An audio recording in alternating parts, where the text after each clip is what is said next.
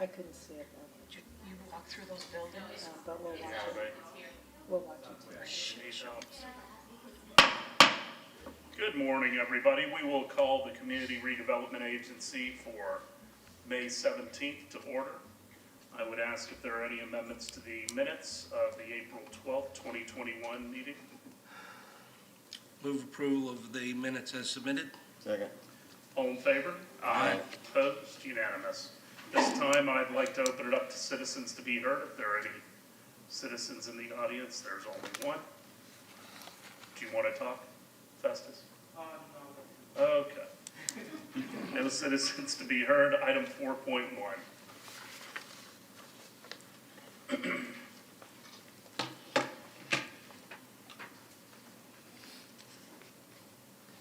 Mr. Hubbard, good morning. Good morning. Good morning, CRA trustees, city managers, staff, and citizens. I am Christopher Hubbard, Cultural Affairs Coordinator, here representing the city's Community Redevelopment Agency. This morning's item for your consideration is a request to approve a program budget of $500,000, allowing CRA staff to move forward with developing a 3-year exhibition and placemaking program based on the work of internationally renowned photographer Clyde Butcher. This opportunity is a direct outgrowth of the success of the Dreams of Dali virtual reality exhibit, which, over the course of its 6-month run, drew more than 4,600 visitors to downtown. Staff is pursuing a partnership to leverage the work of Mr. Butcher, another well-known and widely accessible artist, to draw residents and visitors to downtown. Known as the Ansel Adams of the Everglades, Butcher's work has become synonymous with Florida's natural beauty, attracting thousands of visitors wherever it is on display.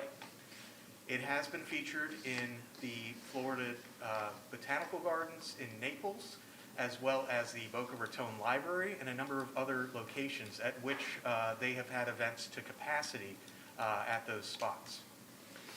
As rationale for supporting this request, the 2018 Downtown Redevelopment Plan and the CRA's 2021 to 2023 strategy call for investment in cultural amenities in a way that reduces vacancy and provides free, family-friendly entertainment options. As demonstrated with Dreams of Dali, arts exhibitions have a track record of success in attracting residents and visitors who then stay to dine and shop in local businesses.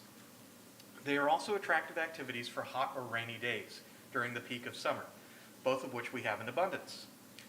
And with the renovation of Coachman Park and the Streetscape Phase 3 project, there is a critical need to provide a space for high-quality community engagement activities to take place. CRAs would be used for design and construction costs to create a suitable space for exhibition. Funds will also be allocated to gallery operations, including staffing, utilities and physical costs, artist fees, marketing, and programming costs over the course of the 3-year exhibition. This exhibition brings with it the opportunity for an array of potential outreach programs, from lectures on Florida's environment and sustainability practices to the exhibition of artworks inspired by Mr. Butcher's photography. Additionally, the Everglades National Park will be celebrating its 75th anniversary in 2022, coinciding with the run of the exhibition and opening the door for additional programming options. This all comes at an opportune time, as in recent survey of Tampa Bay residents on awareness and sentiment towards downtown Clearwater, early data suggests a desire for programming focused on sustainability and environmental education. Many of these elements are still in the planning phases, and establishing a program budget is the next step in moving forward with the agreements and infrastructure necessary in bringing the exhibition online. We do have a deadline for action. The CRA has until July 1st to finalize a location for the exhibit before the work will be released to other locations. The CRA hereby requests your approval by establishing a program budget of $500,000. I'm happy to answer any questions to the best of my ability. Any questions for Mr. Hubbard? Councilmember Beckman. So thank you for all that information, that extra information, that was good. But We anticipate having it open at least 3 days a week, and during daytime hours that visitors could come during the day, also opening it up to schools. great. And then the $500,000 budget right now, well, I'm wondering, the building photos that you showed us, So I know we don't own that Walgreens, Correct. right? So are there other costs for renting a building Dependent if we upon the- don't own it? Dependent upon the space, the rent would be included in the $500,000. However, since this presentation, we have been examining having it here at the library, in the atrium and cafe space, as well as the Carnegie and Osceola galleries. This would relieve the need for a rent, allowing for more funds to be dedicated towards programming. Okay, okay, good. Because it would be a significant chunk of money to rent it someplace for Correct. 3 years. The advantage, obviously, of a city-owned space is that we can avoid that preference definitely going towards city-owned because the investments that are put into that space do stay within the city. Right, okay. Thank you. Councilmember Hamilton. Well, piggybacking on what you just said, Chris, it seems to me spending a little money to create the space in the library, because I was a little concerned when you said, Councilmember Beckman asked about, students being able to come on a field trip. You said, well, we might be open 3 days a week. If we can create the space in the library's open more than 3 days a week. It gives a lot more opportunity with, other than the construction costs, we're done. Mhm. So I would definitely encourage staff to look at the library as being the proper location for it. Other than that, the 500,000 is from my understanding, the 500,000 is a top-line number. If we don't spend it all, it becomes available for other things, so. Yes, sir. And if we cannot secure a facility by July 1, those funds would be eligible to support other programs staying within the CRA's budget. Chris, how many pieces are going to be in the exhibit? There are about 25 that are part of the full collection, and we would anticipate having the entire collection here. The advantage of having all of those pieces in one space. These are large format photos, mostly being larger than 3 foot. So there's an advantage to having that extra gallery space to accommodate the entire collection. And you showed the warehouse on Franklin as a potential site. Yes. I don't know where we're talking with PSTA, we're gonna make that surplus today. Actually, city buy it away from the CRA, but, I don't know when PSTA is expecting to wanna really take ownership of that building. Other question about that building is, I don't think it's ADA compliant, obviously. Correct. That could be pretty costly to get that building up to ADA, whereas the Walgreens, I'm certain is, and obviously the library is. What about security?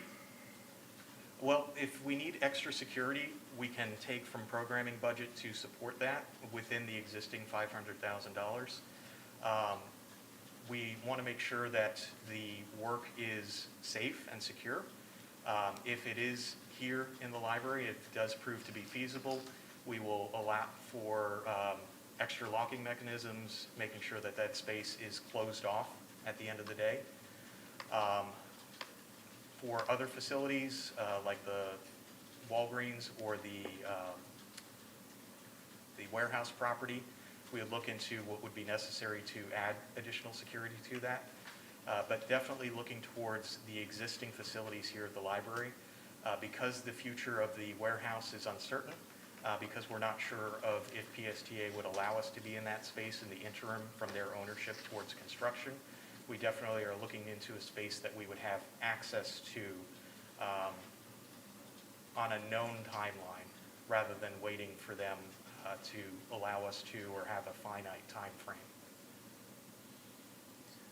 I want this to have a positive impact on downtown, and I think that's what we have to kind of look at, where the location is in proximity to everything else matters. Also access, and then whether we're gonna have docents or, are we gonna need more security? Mr. Dowd, you have something to add? Yeah, I think Amanda, before she went out on leave, had some conversation with the library. I think the library is very enthusiastic Yes. about accommodating the work here, and that will reduce the cost and simplify the process a great deal. So I think it might be a moot point. I think it probably is likely to end up here at the library, and will be a much more manageable and accessible situation for us. Do we know what that'll reduce the budget to then? $500,000 is not a small sum. A fraction, I think a lot of that was build out, right? So it'll be, obviously we won't have the build out issues. The most expansive was $250,000. That was at the warehouse, which had no current amenity inside of it, having to make it ADA accessible, and providing for access to parking. So it will be under $250,000, with the bulk remaining going towards programming and access to the site. And how much are we paying the collection to have it here for 3 years? That I will have to look up for you. I don't have, we have currently an agreement with them holding the space, and I would have to look at the artist fee for that. I can get that back to you. Okay, Councilmember Beckman? Is the artist fee included in the 500,000? Yes, though? it is. Oh, so you just don't know which part of it? I mean, that's fine. I think it's a good thing to put it here for a few reasons. I think, number one, we're already paying for space and utilities for this building. We don't have to renovate it, right? It's open a whole bunch of hours. And I think it would be good to have people coming in over the next 3 years to see those photographs and also look out and see what's going on with Imagine Clearwater. So that's kind of cool. But then with Imagine Clearwater construction going on, will they have enough parking and ease of, coming in and out of here? I mean, it should be fine. All that other construction is down lower by the bluff, or by the waterfront. Should be okay, right? I would hope so, Mr. Dell. Do you know? Yeah, most of the parking up on the bluff, I think, will be intact for a while. So, I mean, parking is going to change down here. There's little we can do about that in the short term, but the library will still be open, accessible. There'll be parking available in the area. So, Councilmember Albritton? Yeah, I think the library's the place to do it, because the original library build-out that we were talking about, and we kind of nixed because of the cost, had an art gallery. And, Magic Clearwater's going to be open before, I mean, this will still be here when that's open. So to me, it's just it's perfect to have it here, drawing people down here and making it, an active edge here. So I think if we could do that and save the build-out money, but bring Clyde Butcher here, it'd be a great thing. Any other questions or comments? I'm fully supportive. I think it's a great location for it. I was worried looking at the two properties that you had photographed here, especially the warehouse, that most of that $500,000 would be spent on just getting that space ready. So if we can put it here, that's great. Yeah, I support it being here over the other sites. I wish we had a little bit tighter budget and a little more line item going forward for items like this. I think a little more information would have been good going forward. I'm going to be asking for that, otherwise I'm going to ask to continue an item. So, anyone from the public to speak to this item? Have a motion? I move to approve agenda item 4.1. Second? All in favor? Aye. Opposed? Unanimous. 4.2. Thank you. Thank you, Mr. Hubbard. Thank you.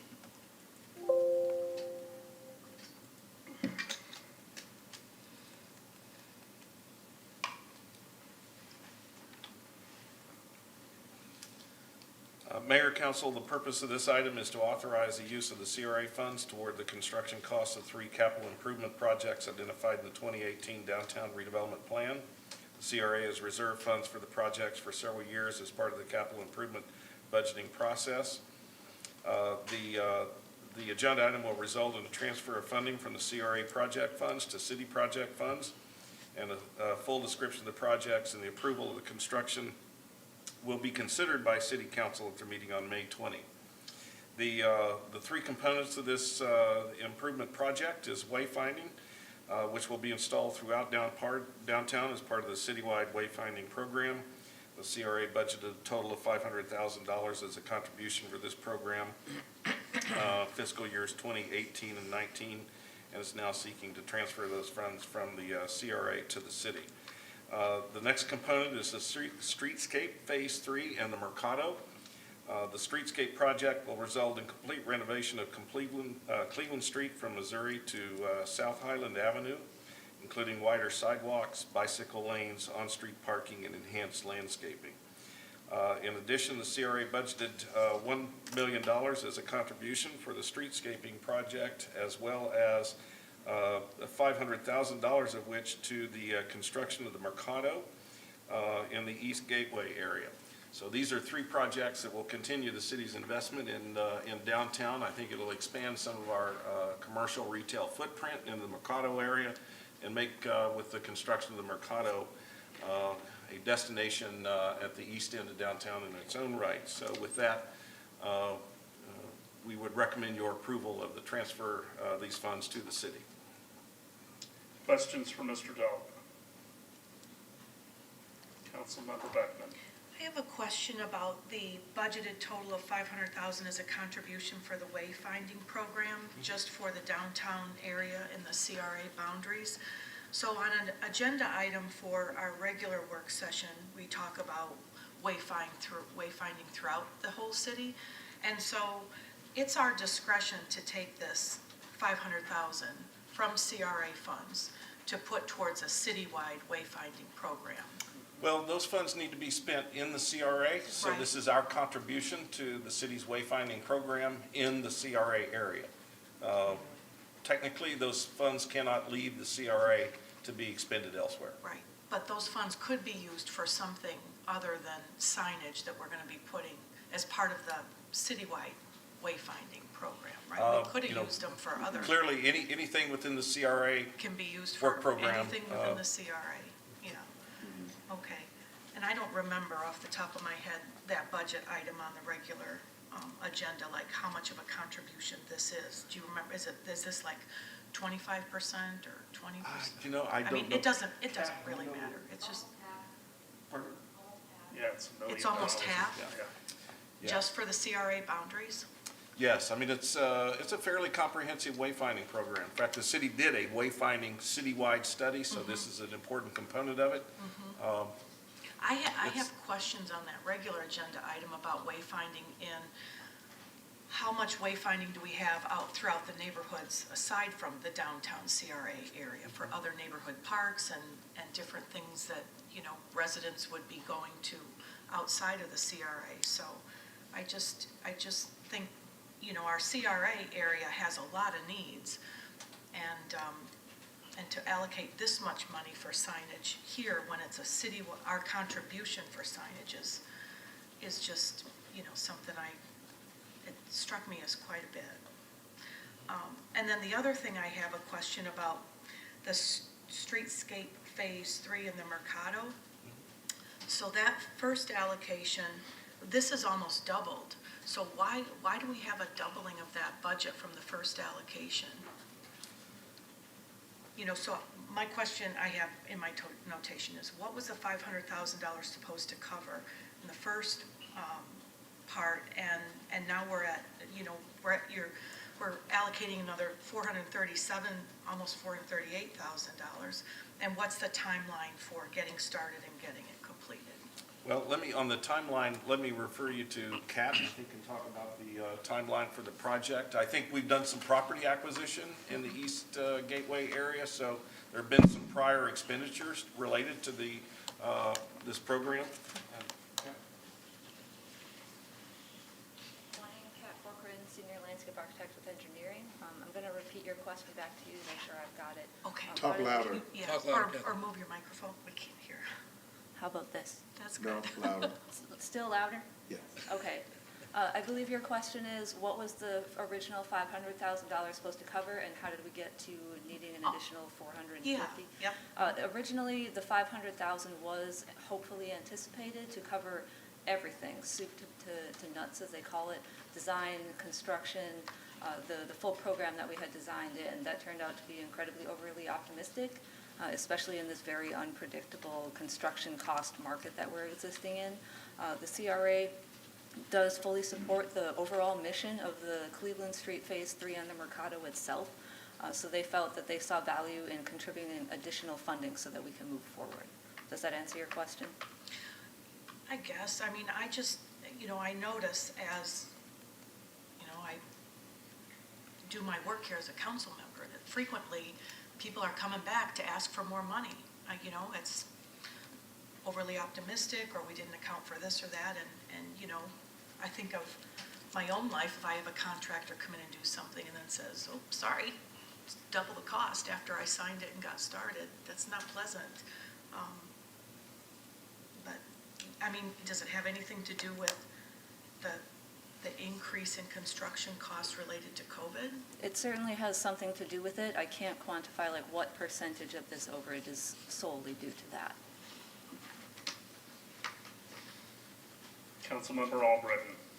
Yeah, we've been talking about these wayfinding signs probably for 12 years. I mean, in the downtown, since the original wayfinding went in and everybody was disappointed with it. So I just wanted to make that comment. It's not something new that's come up. I mean, it's finally, if we're going to be doing it, that'd be nice after 10 or 12 years to finally get something that points people down to our downtown, because we took the downtown off the main route, and part of the comment was, where's the downtown? Because you could zip right through 60 and go right to the beach. A lot of people didn't know where we were. So not only mostly all the merchants and everybody need to have that to show people where it is. Other questions or comments? I mean, the wayfinding is a big number. Our current wayfinding signs are not worn out, are they, in downtown? Are we trying to get consistency throughout the entire city? Yes, and we included in there, I think the study with the wayfinding program that we did included US 19. It included various districts of the city from downtown to the beach, and then US 19 corridor. It had unique application of a consistent style to all of those areas. So it's a pretty comprehensive plan that we developed. And, wayfinding signage, I think there's more than you think in terms of the infrastructure and the expense associated with that. Clearly, as these projects continue to, as they get drawn out inherently, we pay a price for that in terms of cost. So, I think all these projects have been kind of out there for a while and waiting on various components of them to move forward. And, the streetscaping and the reconstruction of that's more challenging, I think, as Kat alluded to. So it does have some expense with it, certainly. I do have mixed feelings about it, looking through it all. I mean, we do have diagrams throughout the city where all the wayfinding signs are going. Some of them, I think, are perhaps unnecessary, like on the pedestrian bridges to save the clear water. I don't know that we need to do that. I mean, wayfinding nowadays, it's good to tell people that things exist that they may not be aware of, but most people use these for wayfinding. And it is a big number. I get having consistency, but I don't always understand replacing something that is not yet worn out. And I mean, I remember when we did our first wayfinding in downtown, but I'm going to probably support this, but I question whether it's a really great use of our funds. As far as the Mercado goes, I think we need to be more careful. I would rather estimate higher rather than coming back with enormous increases. I think it undermines credibility for the city, frankly. I believe in being optimistic, but I also believe in being realistic. And, when we see an increase like this, I think it hurts credibility. Mr. Horn? Mayor, I was just going to comment, following up on Councilmember Albritton's comment. Our experience with wayfinding is a little bit like beauty is in the eye of the beholder. And over the time, the 12 years, like what you were talking about, I think part of the the comments made this morning is a reflection of what we've experienced. Some people really value the wayfinding and think it's absolutely essential to get people where we want them to go. Others are not as worried about it. I think your comments about the wayfinding and the phones, I mean, clearly we've seen a technological impact there. So we're just trying to be responsive to all of the feedback that we've received, both from residents, citizens, and council members. So I think the intent was maybe we can finally come up with a wayfinding system that will actually, you know, at least 80 or 90% of it get us to where we want to go. It's clearly not perfect, but it is certainly much more comprehensive than we've ever done. Vice Mayor? Well, I guess another question is, does the $500,000 for wayfinding, how far out does that project? Because as Imagine Clearwater gets built, and hopefully we are able to construct a new parking garage in downtown that isn't been constructed yet, do we have to change all the wayfinding signs, or are we going to have, is future wayfinding part of this $500,000, or is this strictly for today's Clearwater? It's for today's Clearwater. However, we did raise the height of some of the poles so that additional wayfinding panels could be added in the field without having to dismantle and refabricate. Okay. Councilmember Beckman? I have a comment about wayfinding. I'm a huge proponent for wayfinding. I think it, you know, it encourages people to walk and move about. I think it lends an air of real friendliness and sense of community in an area. I'm all for wayfinding downtown, but again, out to those neighborhood parks, a sense of community and uniformity is good as well.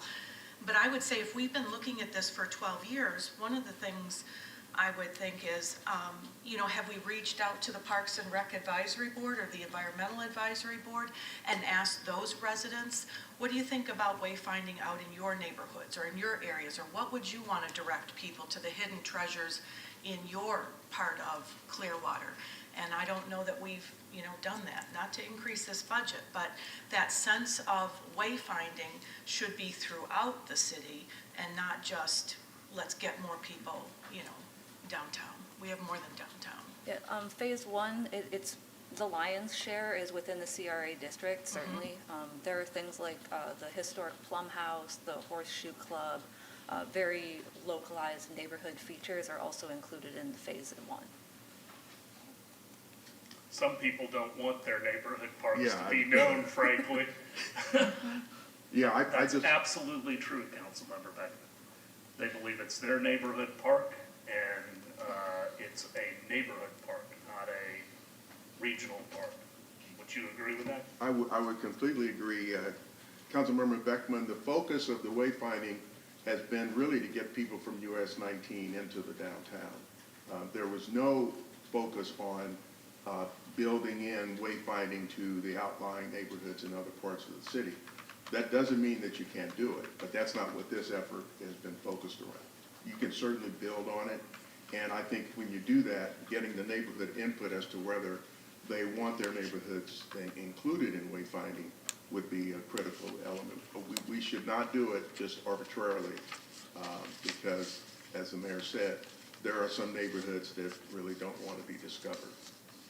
Well, I would say with people moving in, you know, every single day, new residents, new families, I mean, I think I would, yeah, difference of opinion.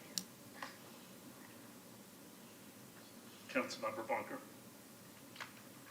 Back in San Diego, where I lived for 10 years, there are signs for neighborhoods similar to what we're proposing to put on 19, just announcing, hey, Clearwater. There is a charm to driving into a neighborhood and seeing Kensington, which was one of the nice little neighborhoods there, but they were put in, you know, back in the 30s and 40s, and there's the charm of that. I'm not sure that we really need a big Clearwater sign on 19 to let people know, hey, you're in Clearwater. It is a lot of money to be spending on signage, but I appreciate the scope of what's trying to be accomplished to get people down here. Anyone from the public to speak to this item?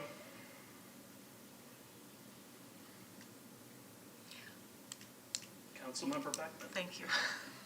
I guess just to get a big perspective, so if we're gonna allocate 500,000 from our CRA account for wayfinding within our CRA boundaries, what's our ledger? What's our account total for CRA right now? Like, what are we subtracting $500,000 from? I'm sorry, I think I came up to answer a different question about where they are. That's really more of Is there Mr. two Dell's things going question. on here? She wants to know what our overall budget looks like and how much we have in reserve, What kind of a I depth is think. this putting into it?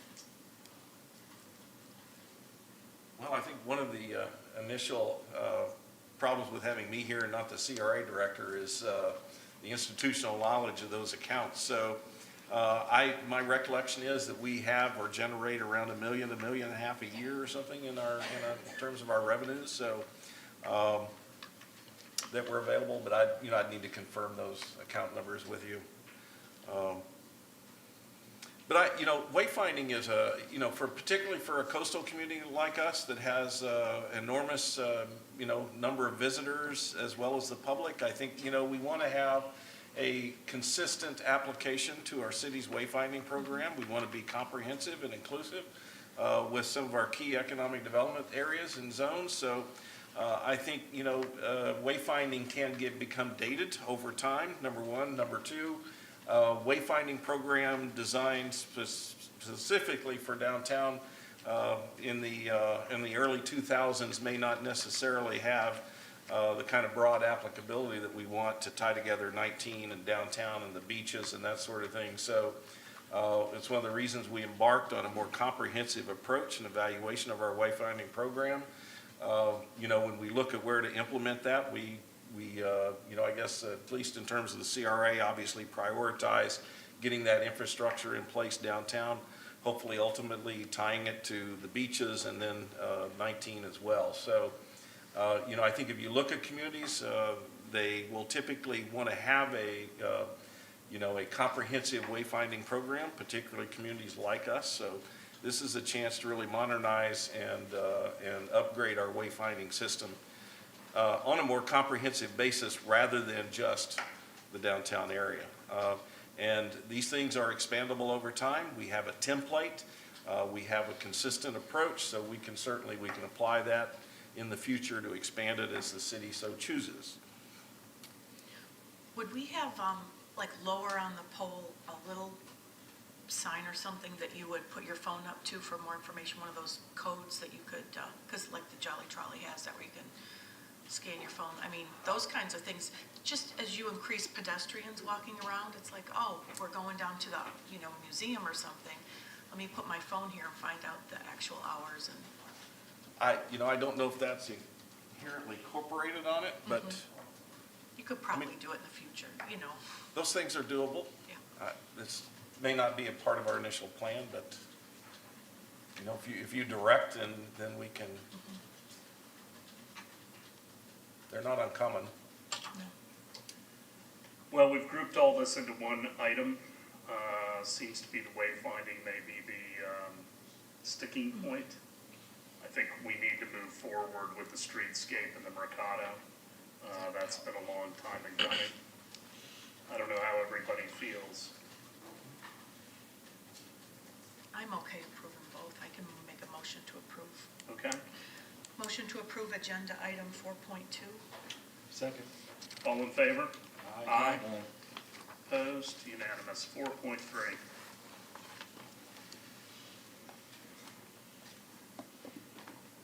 Good morning. Rosemary DeMore, the Public Relations and Programs Manager for the CRA. So today we're asking to approve an amendment between the CRA and Amplify Clearwater's original agreement to produce and manage downtown Clearwater events through December 31st, 2021, and authorize appropriate officials to execute the same. In March of 2020, the CRA entered into an agreement with Amplify Clearwater to produce 10 events of varying size and scope throughout this fiscal year. As everyone is well aware, shortly after we signed that agreement, the way we do events, how we do events, if we do events, changed dramatically as a result of the COVID-19 pandemic. So the first portion of this amendment, we are asking to extend the time frame for this agreement from originally September 30th, the end of this fiscal year, to December 31st, the end of this calendar year. We have currently had over 5 events take place or are currently underway and in planning process. We're confident we can reach that 10 event number by the end of this year. We've already had some requests for events to happen in November of this year, for instance. And then the second portion of this amendment, we're asking to remove the requirement for a large-scale, multi-thousand person event this year. We've seen how quickly things can change. We're not saying we couldn't do an event of that size, but we're not entirely sure that that's something that's feasible this calendar year, again, as a result of the pandemic. So I'm happy to answer questions if anybody has them. Questions? I have questions. Okay. Councilmember Beckman. So I had a question about the money dispersed, $20,000 to date for event planning, staff time, et cetera, and then $10,000 for marketing events. So, you know, what's the distinction between marketing and planning and staff time?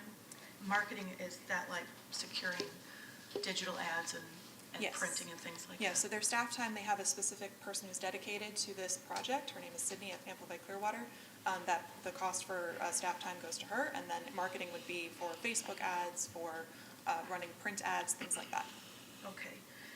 So we have the first part, the events executed or currently underway was $11,500 in staff time and $1,200 in marketing for that first part. And then we have remaining funds for these other events. So now we have $8,500 for marketing the last 4 events when we had only $1,500 for marketing those first 6, and $8,500 for event planning and producing for these remaining ones. So I don't see that it doesn't look like balanced, so I was wondering about that.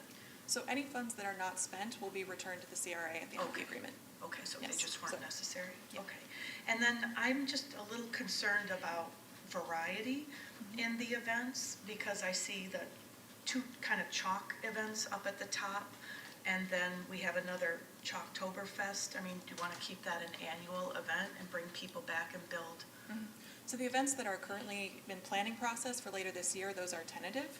We can kind of tweak those or alter those. We've had, just in the last few weeks, a request for an event for a Sangria Festival later this year, an event with the Clearwater Young Professionals in November of this year. We've had a request for a Fitness and Wellness Day. So we can really kind of tweak those depending on what the response has been. But we also have not seen, had an open call for ideas that we released last summer for event ideas, which was also a challenge because of the environment we were in. So we didn't have a lot of event ideas come through. Now people are kind of starting to think of things they'd like to do and approaching us with those ideas.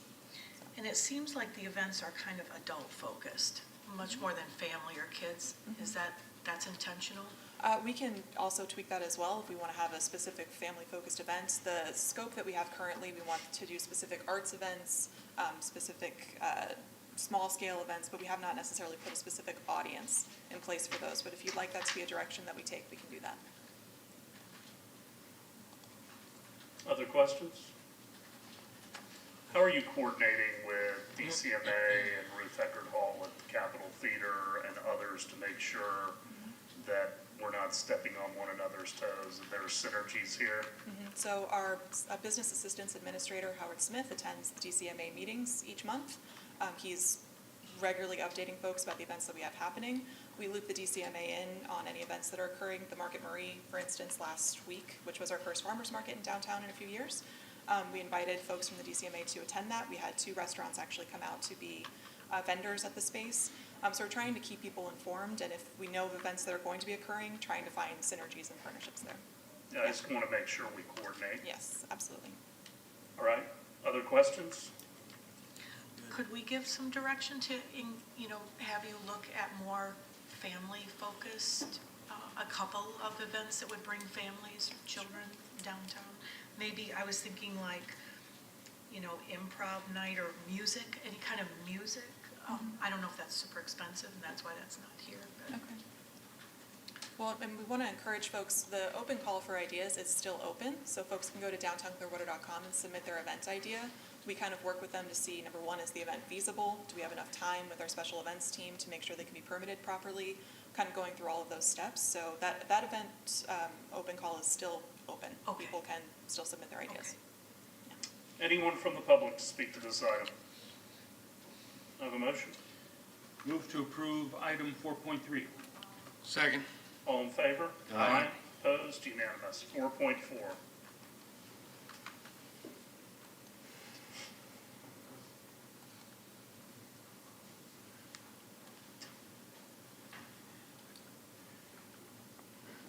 Michael, you're going to read the agenda item title?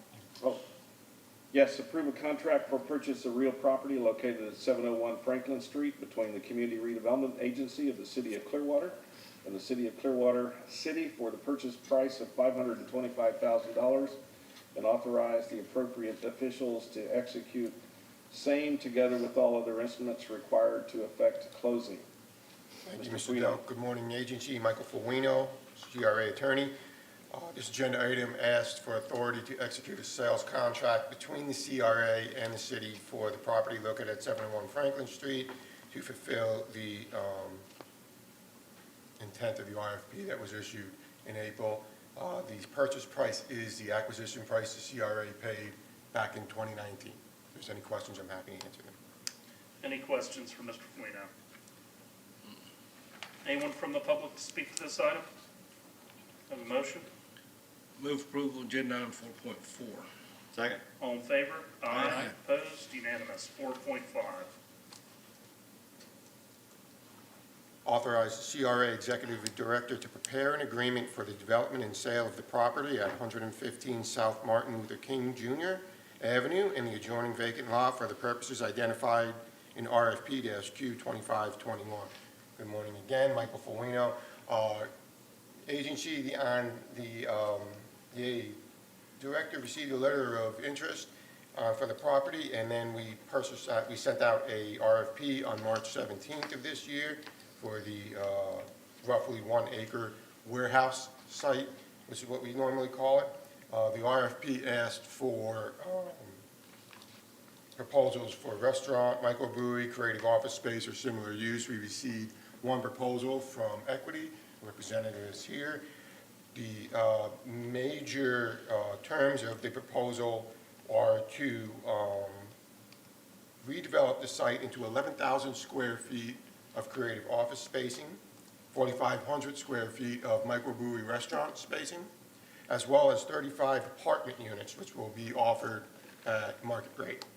The Equity is proposing a $625,000 acquisition fee, which is about the fair market value of the property. There has been a $250,000 incentive that has been set aside by the CRA over the last couple of years for development of the site, specifically with respect to the green space that's located on it. The proposal calls for that incentive to essentially preserve the green space and the mature trees that are there, and to make it more of a neighborhood and community gathering space. So that'll be a point of negotiation in the development agreement. The Equity has a 25% cash equity that they will put into the place, with the remaining coming from 3 lenders that they have. The executive director, myself, and the assistant director of planning met to review the proposal. We all agree that it should move forward. So what we ask for now is the agency to approve the proposal and to authorize the director and myself to negotiate a development agreement, which we will bring before you over the next few months. If there's any questions, I'm happy to answer them. If there's any questions for the applicant, he's here as well.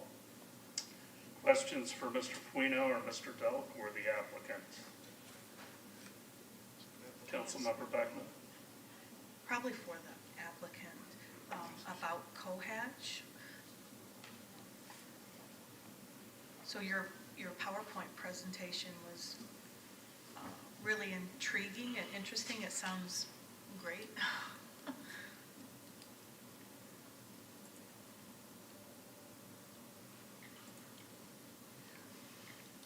What was the question, ma'am? Oh, thought I was waiting for him to get keyed up. Well, the question is, so on your introduction to Cohatch page, it sounds like it's a real inclusive, nurturing, kind of mentoring philosophy here. And I'm thinking about the fact that you have market rate rents, and I'm wondering, what can we do to get, more workforce housing level rents there? And I was wondering if your configuration of your apartments could be something like 3 bedrooms, 3 bath to encourage roommates, which would, lower the rent for people rather than like a 3 bedroom, 1 bath kind of a place. Right. Good morning, Bruce Heisler with Equity. I'm the development officer for the state of Florida for our company. To your point, we just put together an initial layout with primarily studio and 1-bedroom apartments with only a handful of 2-bedroom and 3-bedroom. So, It's mostly for singles. We started with that, but it's, it's still subject to, design. It was just our initial design for the RFP.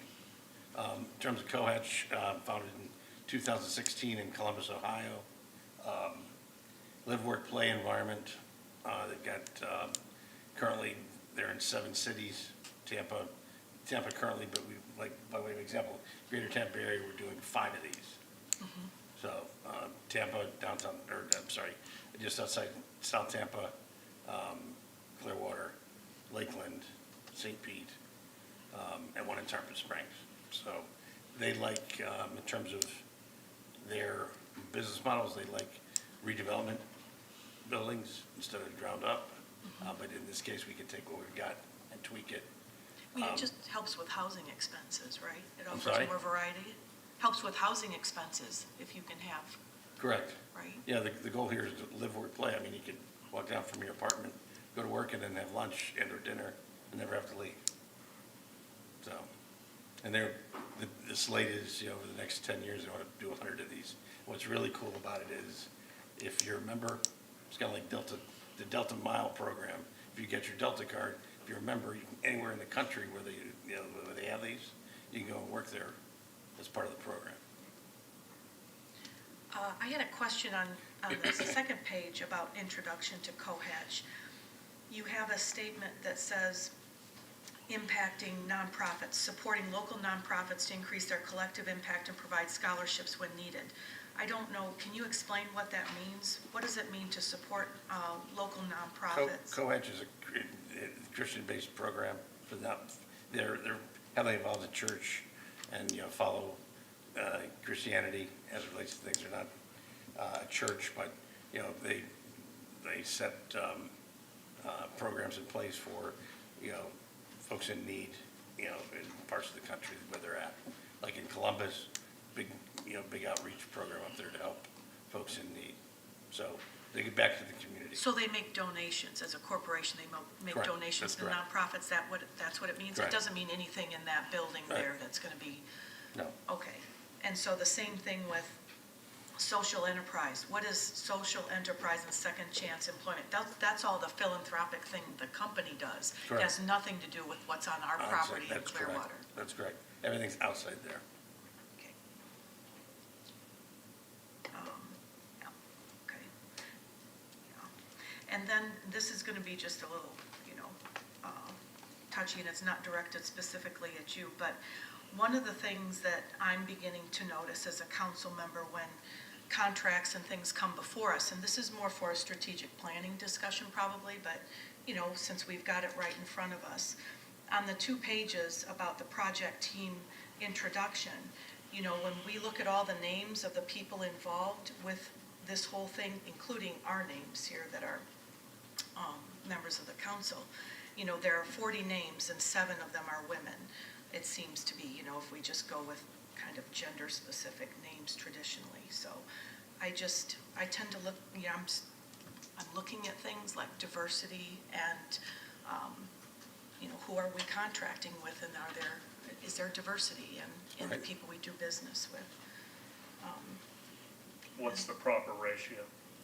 I don't know what the proper ratio is, but I think it's a little bit more than 40-7 when 50% of the population is female.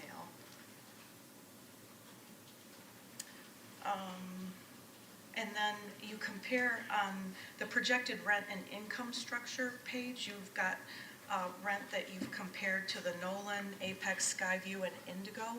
And I was just wondering if those are at capacity, so you're thinking that this one will be easy to fill? Correct. I mean, it's a 30-month program, so yes, it'll be at or close to capacity when we're done.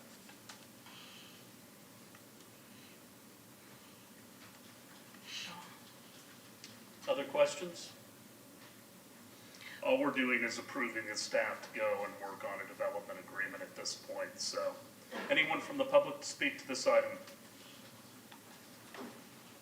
Looks very promising. I appreciate you coming out this morning. Look forward to the negotiation. Do I have a motion? I move approval of agenda item 4.5.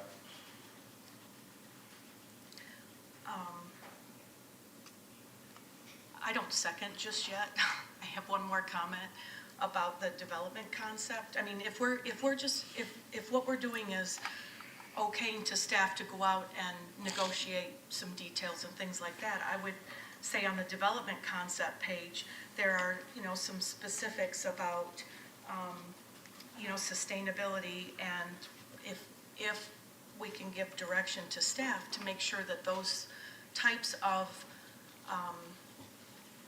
features are articulated, that it's not just glossed over with general terms. So things that I would ask would be, would you be building to a minimum LEED level certification?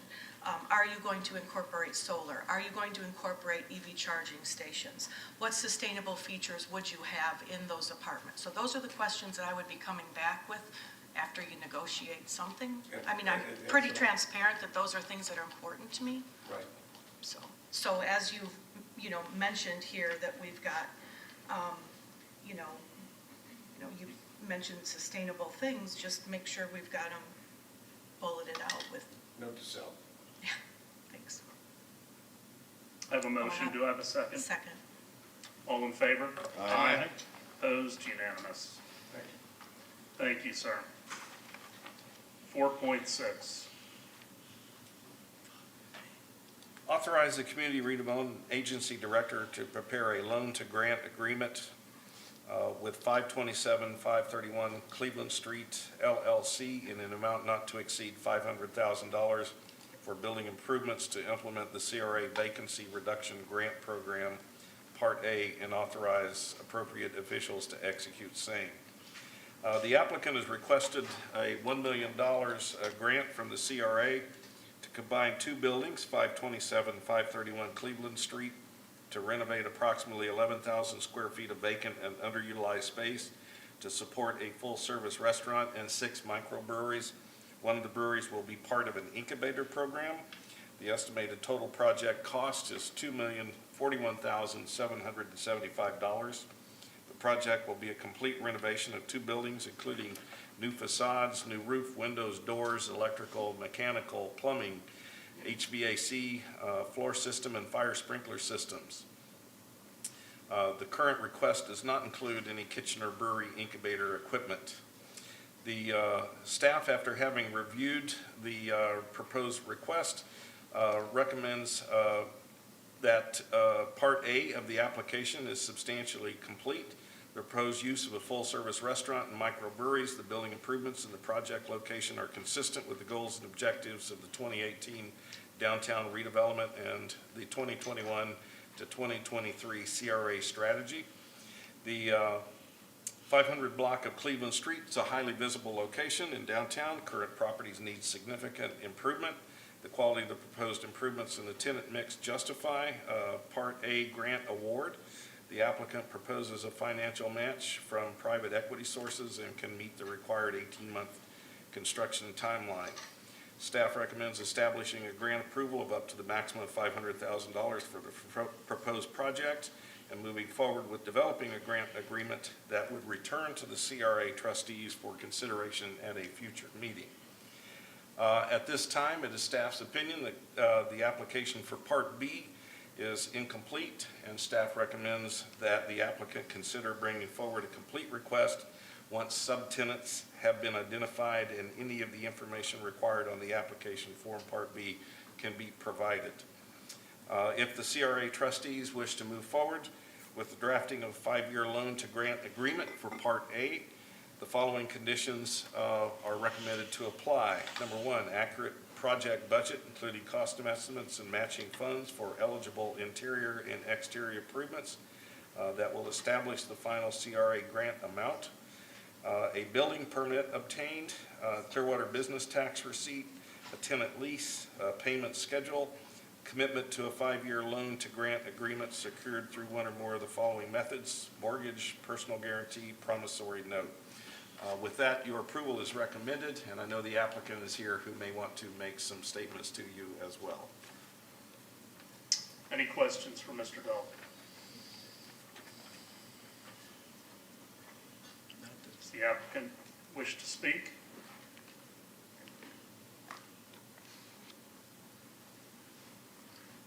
Good morning, Mr. Mayor. Good morning, board members. Thank you, Michael. Appreciate the nice presentation. As Michael mentioned, the application was for a total $1 million, and that's for the full facade renovation and purchasing equipment. So we are purchasing equipment for the breweries and the kitchen.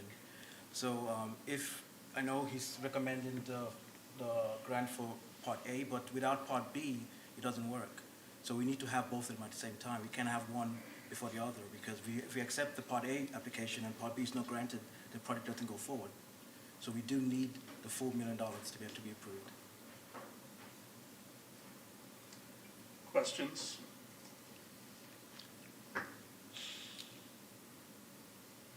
We may call you back. Councilmember Beckman. Do we have the 2 quotes? Did I miss something, or do we just have 1 quote? Are there 2 quotes there that are required? I submitted 2 quotes. Is it attached here on this agenda? The 2 different, I mean, Yeah, it's on page 3, or page 4 of the, 1 out of 18, or no, never mind. yeah. I Page trust you. 4 of their. one was for Scorpion. $2,041,000, one was for $2,164,000. Okay. So, Oh, yeah. Okay.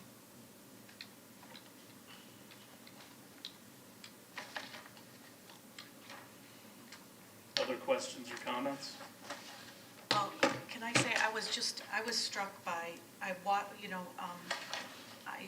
took a tour of the 2 buildings early last week and was just really struck by the amount of disrepair. It's really, really bad. And, it's my understanding that the owner has had those buildings for 7 years. About that. Yeah, and nothing's been done. It's continued to deteriorate for 7 years. Which is like, why? Why does somebody purchase a building, 2 buildings, and let it rot for 7 years, and then come and ask for $1 million to fix it up? Well, the building was, when the building was purchased, it was at that condition. And I know the owner has tried, and we have tried to attract different tenants to take over the building, but as you've seen it, when they walk in, the amount of work that needs to be done and the amount of return they're going to get based on the rental rates in downtown Clearwater, it's almost impossible. Yeah. So that's what happened. We do have some office tenants in there that helps to cover at least the taxes and some maintenance on the building, but as you said, you toured it. Inviting a restaurant owner or F&B owner to come over there and decide to spend X amount of money just to renovate the building, it's not easy, and that's why we're here asking the city to help out. I know, but if I go buy a house for a fixer-upper, Yeah. I put money in it Yeah. and make it, attractive for somebody to come in and rent it or buy it. And I don't sit on it for 7 years and accrue all those costs of, utilities and insurance and all that stuff. And so then I have to recoup those costs of sitting on it for 7 years with nothing. So it's gonna take a whole lot of money to fix that. And, you know, part of the tour was, you don't know how extensive that damage is, still right now, just what we see visually. Once you start pulling off things and taking down things, it can be way more expensive than $2 million plus. Okay. which means they are at risk for that additional money, Yeah. so. Councilmember Bunker? I dare say there are probably buildings that have been sitting empty far longer than 7 years. But you're right, we do need our property owners to be doing something with the properties that are under their control. It seems to me that with the $1 million that you're asking for, it's primarily going to be used to fix up the place, isn't it? Like, Part B is supposed to be more toward buying the equipment for the breweries, for example. But you need it primarily just to get the place in shape, right? Well, the way the grant program is set up, the first part is for fixing up the space. And then the other part, this grant B, that's for buying equipment and things that make the building more unique. So I'll say we have to, at some point, include equipment costs in there because we have to purchase equipment. But that not necessarily has to be from the grant program, but we do have to, do have to attack equipment costs with it. Yes. Will you be, if we were to break the rules and give you $1 million for upfront, would you be coming back for more money to? No, we've never done that before. Is there any reason to prevent you from moving forward with just the 500,000?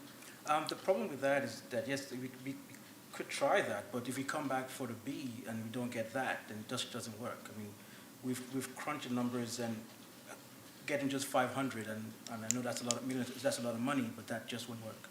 It just won't work.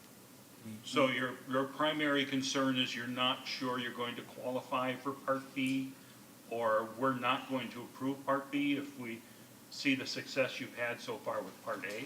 But we can't start. I mean, are we going to take 500 and start renovating the building without considering what's going to go into the interior? It just doesn't work. And I know what you're trying to say, but that just doesn't work.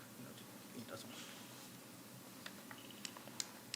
But with the $500,000 worth of improvements you can make, even if this incubator that you're not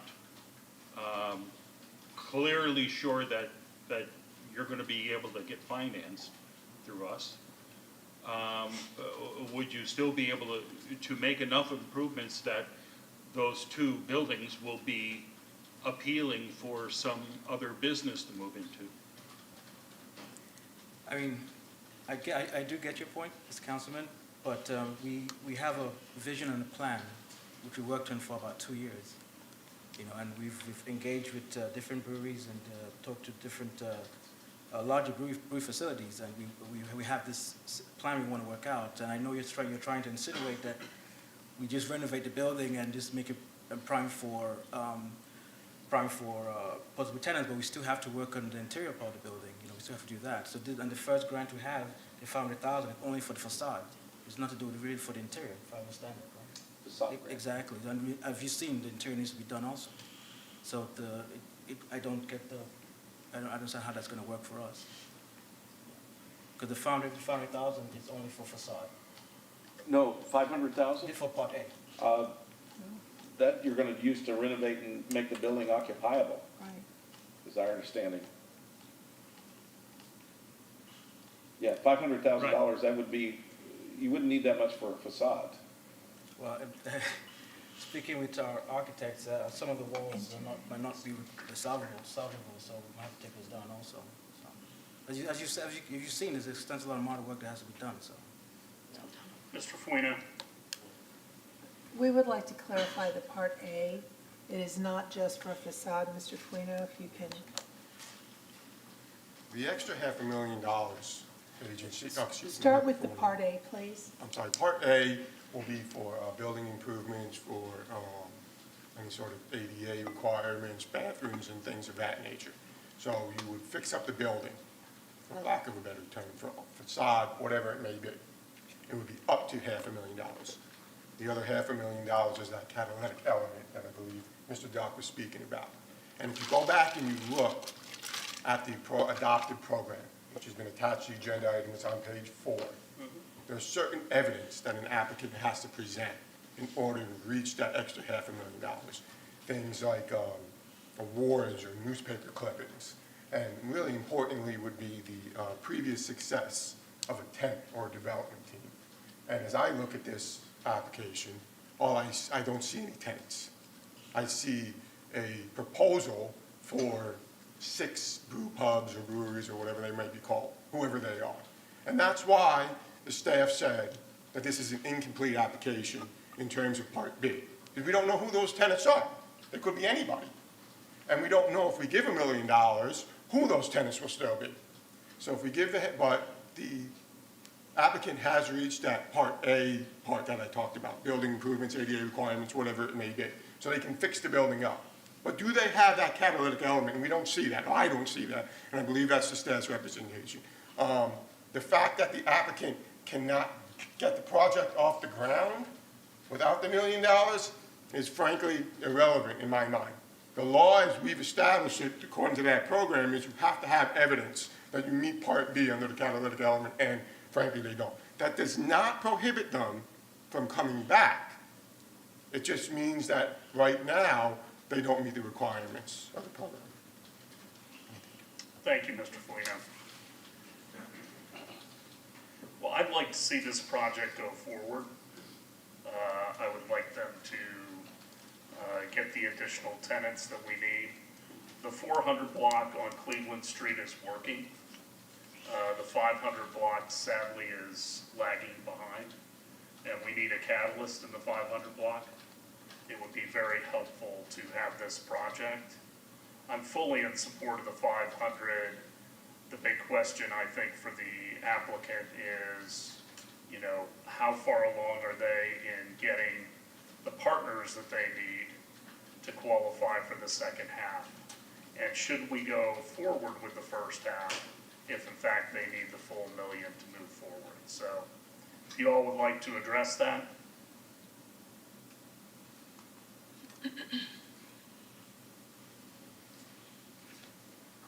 Sorry, I have to apologize. Just repeat what you said, sorry. I didn't clearly hear what you said, sorry. I'm in full support of getting you to the $1 million, but at the same time, you do have to meet the criteria. I understand that you can't move forward with only the 500. The question is, where are you in the process of fulfilling the needs that the city has as far as partners, credible partners to be managing and be a part of the project so that you can meet both Part A and Part B? Yeah, I know he mentioned he needs awards for the tenants. That's interesting. But what I'd like to say is that we're bringing in, what makes it special is we're bringing in 7 different entities, and that 1 restaurant, 6 breweries, and 1's an incubator. And to answer your question, Mr. Mayor, we have spoken to different breweries, and it's hard to get a concrete agreement down if we don't have any proof that we're going to get an approval. It's on the chicken or the egg, as they call it. We have spoken to a bunch of different breweries. I've spoken to Cloudor Brewing Company, the ones on Fort Harrison. They think it's a great value project. I've spoken to the Brew Hub in Lakeland. They're also interested. It's just hard to get any agreement down without having a condition, at least some kind of conditional approval for the next part. If we can get that, that might help us a little bit. Vice Mayor and then Councilmember Albrecht. No, I think the mayor and I are on the same page. I have no problem. I see this project receiving the full $1 million. It's just, I don't know that I'm in a position to say, I can give you the full $1 million today. I like the process of, $500,000 up front to now get the building done. And when you come back, as that's being put together, you come back to us, when you come back to us and say, I have this person for tenant A, this person, I've got this group for tenant B, that type of thing, I will not hesitate to give the other $500,000, because I think this is the right project for the 500 block. It's just, we do have our process, and I think, following the process is the right thing to do. I think you guys can also follow the process. I don't think there's anybody up here saying, I'm not gonna give you $500,000 and then turn around and say, that's all you get. And,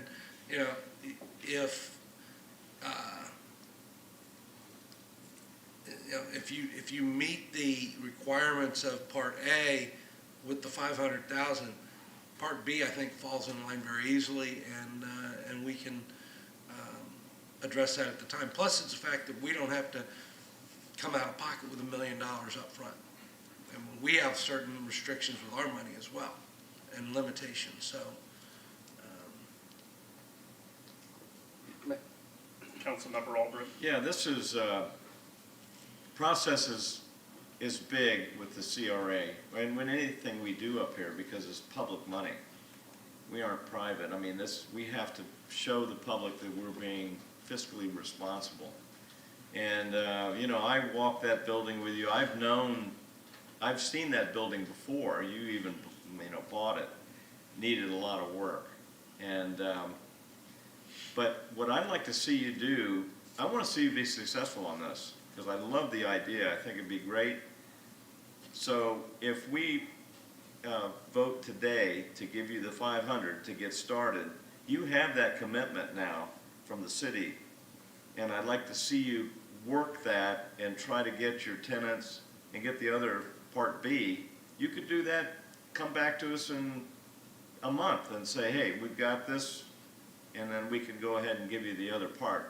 We don't have to wait till, it's completely done, but you have to go by the process.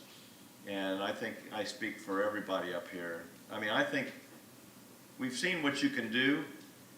We've seen what Daniels can do with really making something different in our community, in our downtown.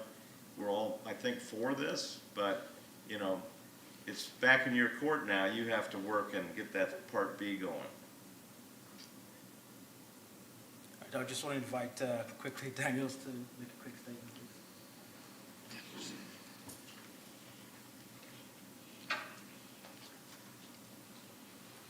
Mayor, council members, staff. First of all, thanks for the opportunity. So obviously you guys had the opportunity to see the building. As Festus has mentioned, it would take all $1 million to build this project. Can we get a commitment from you guys right now for Part B to at least have a confidence that there is actually money going to be if we land the tenants? And what would be that requirement? Is it all 7 tenants has to be lined up? Is it half of them? Is there a time frame that we have to land these tenants? That's the question I would want maybe, or guidance from your side so that we know what we're working with. It is chicken or egg based. I will not solicit or put my name out there unless I have a commitment from the council. Because if I go out there and say, hey, we're going to build this project, but then we end up not building it, I put my reputation on the line. I would never do that. Well, I think you're hearing the intent to do it, but we cannot make a commitment until you've actually got the tenants. Mr. Delk had a comment.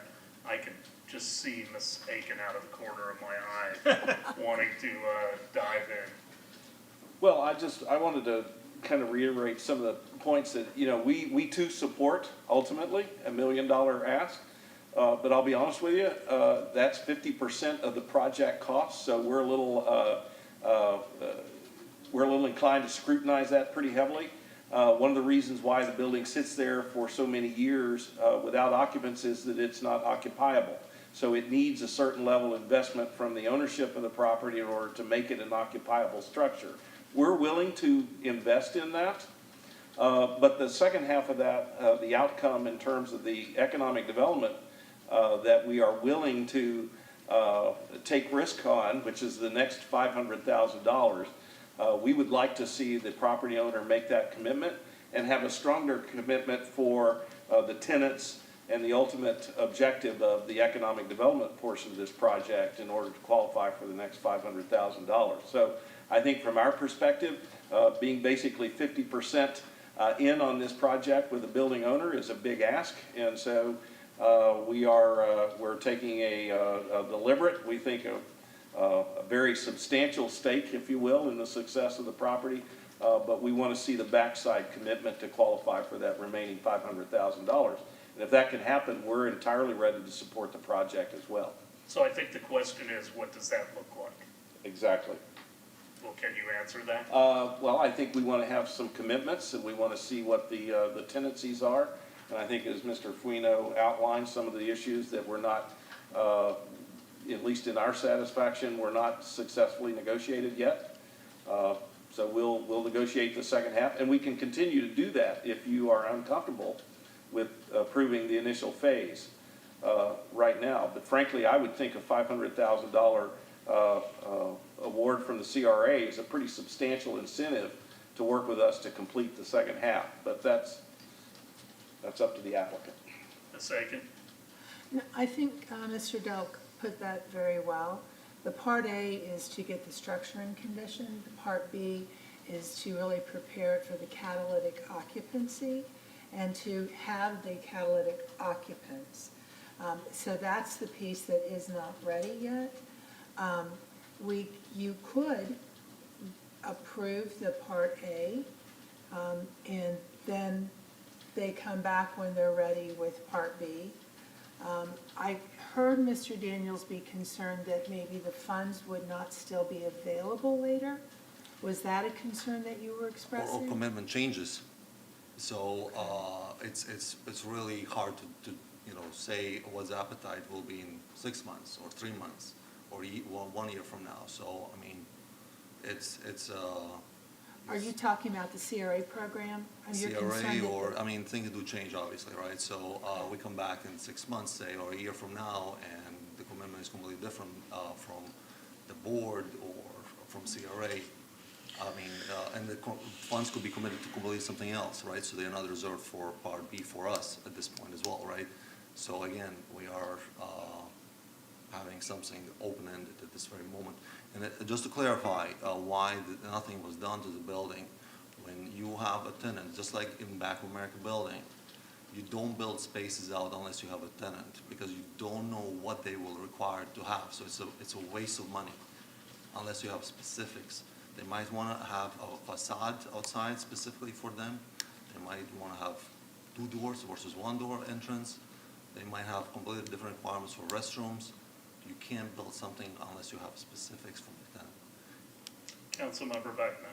Okay, all right.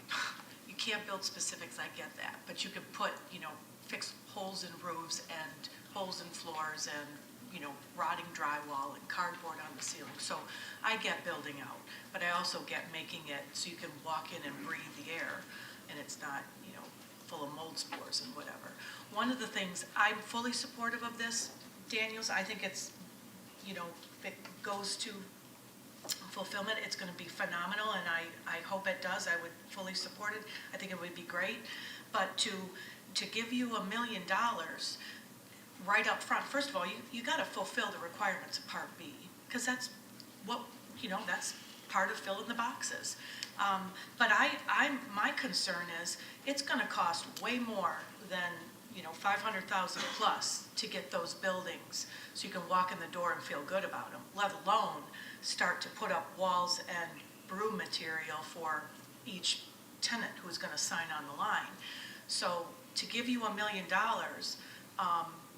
and I anticipate it's going to be way over 2 point whatever million you've got on the estimate.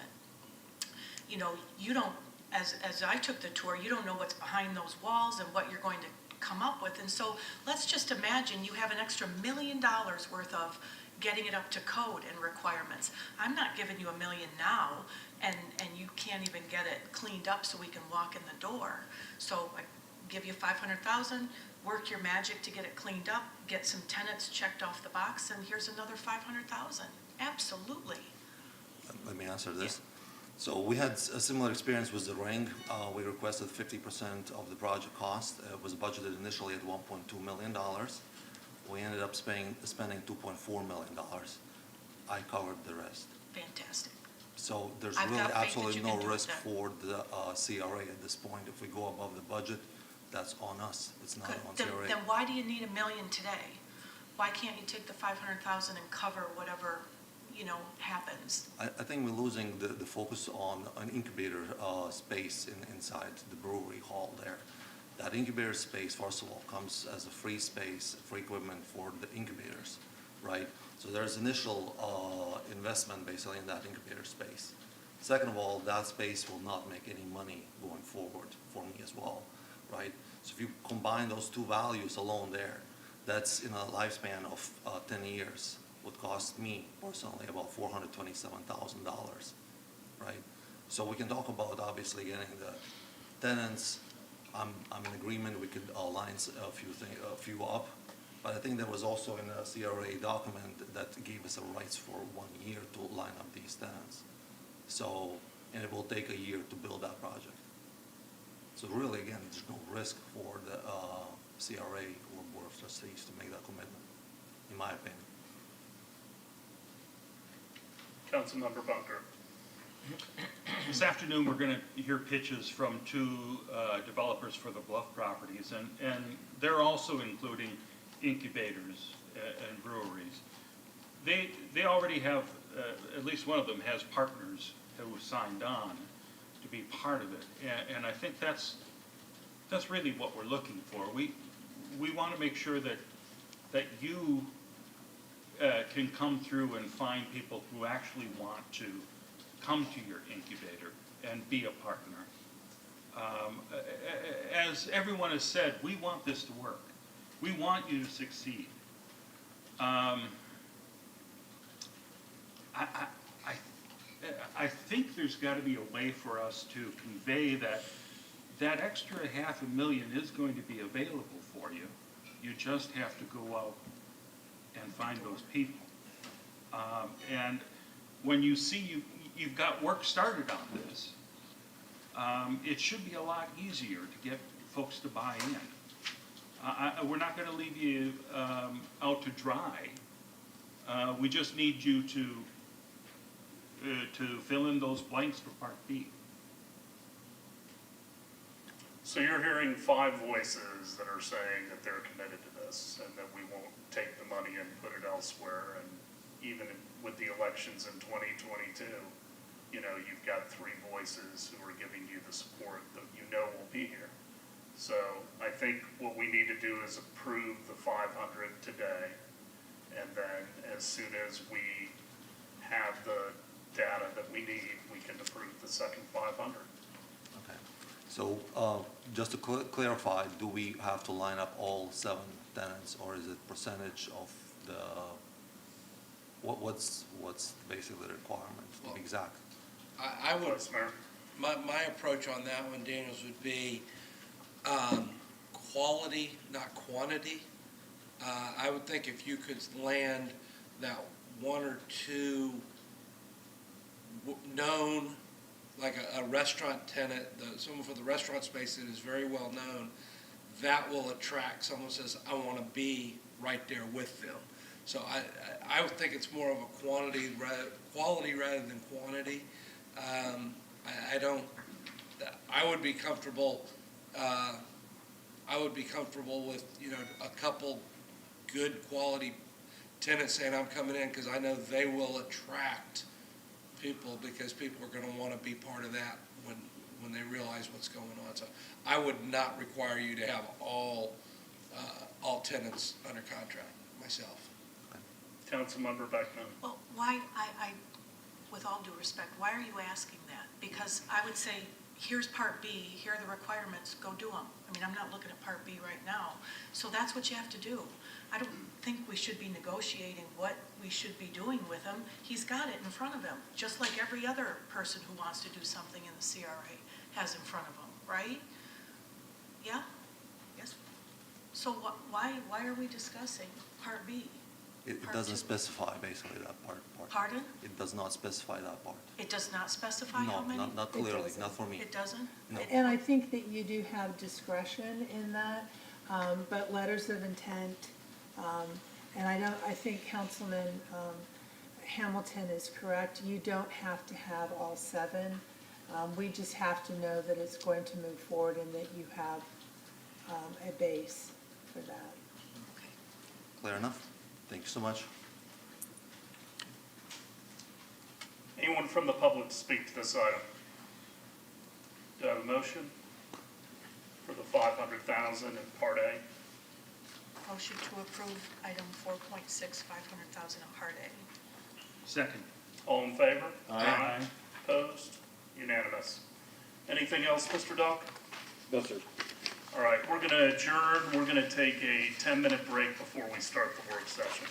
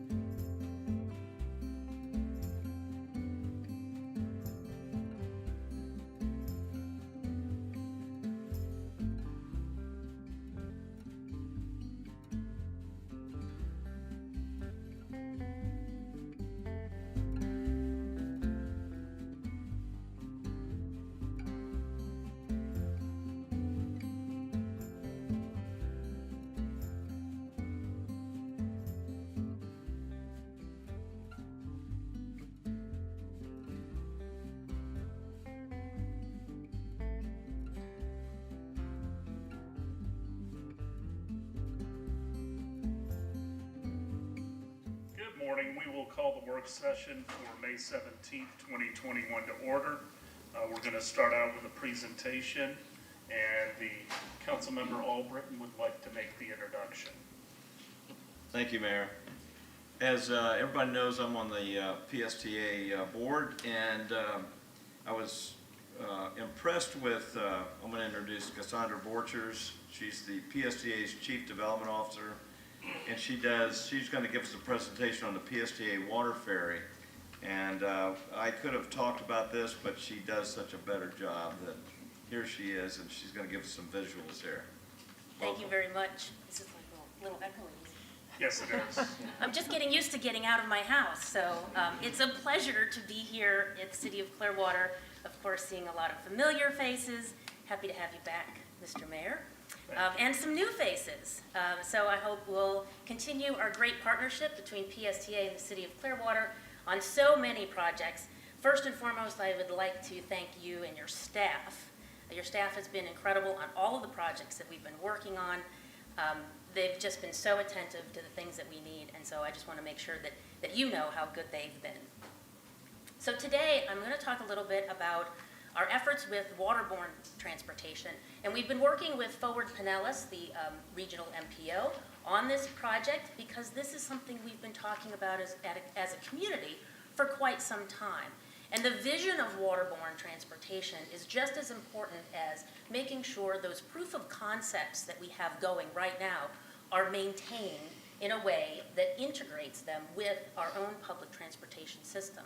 And so that is why PSTA was asked to step in and take a look at the ferry systems across Pinellas County, but also look at how we go from where we are today to a vision of the future. So we're starting with the Clearwater Service. And I know that's exactly what you wanted to hear, Mayor, wasn't it? Let me say it again. We're starting with the Clearwater Service. And everything after that, we'll look at systematically as we build the system out. And so while we're looking at where new docks would be for the existing Clearwater Ferry service, potentially some new vessel acquisition. I'm changing from buses to boats. As well as looking at the operations and making sure that that fits in with all of what PSTA is doing. Next, we'll take a look at the Cross Bay Ferry and some of the services in Johns Pass, but without forgetting that we need to look at the overall system. So you are all very familiar with the existing services, and this has been a great proof of concept. But I know that you are also very aware that public transportation doesn't necessarily come without looking at public investment.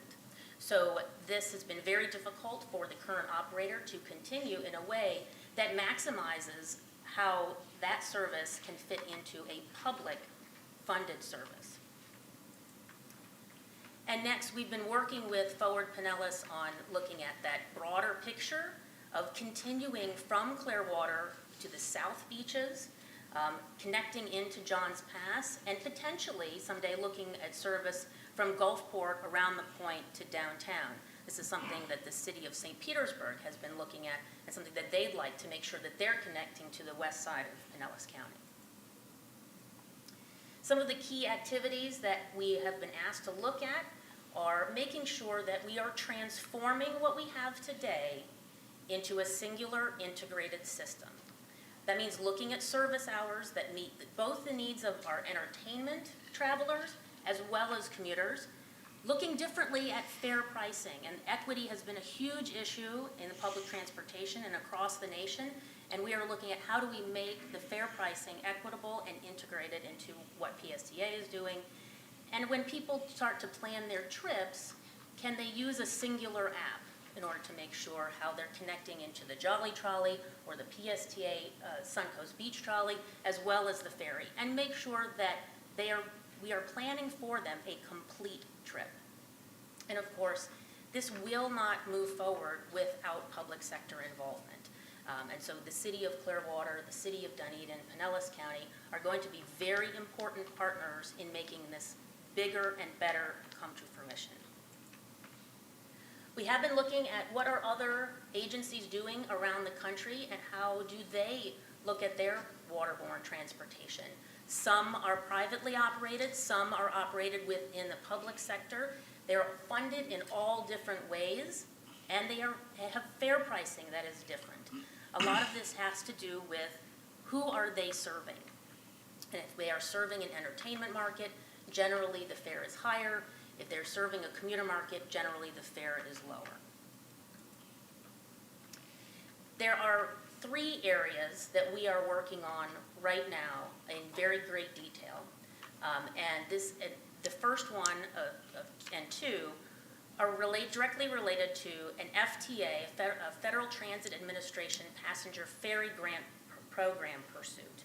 And so PSTA will be working with Forward Pinellas and you all to put together a proposal to the federal government in order to help fund capital investments in the ferry. This is something that PSTA has never been able to pursue before because we weren't in the water transportation market. And so this is a great complement to the grants that we already receive and something that we as a community can access at the federal level. We are working with your Clearwater Marina Director, Ed Chesney. He's been amazing on your Clearwater Marina redesign and making sure that any docks that we would put in for the ferry are matching up with what your vision is for that project.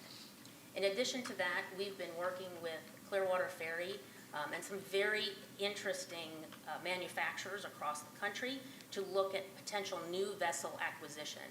When we're purchasing vessels, it is a very long-term commitment, and we want to make sure that the propulsion types that we're selecting are not only environmentally friendly for today, but they have the capacity to change as our environmental needs change and as the technology is available.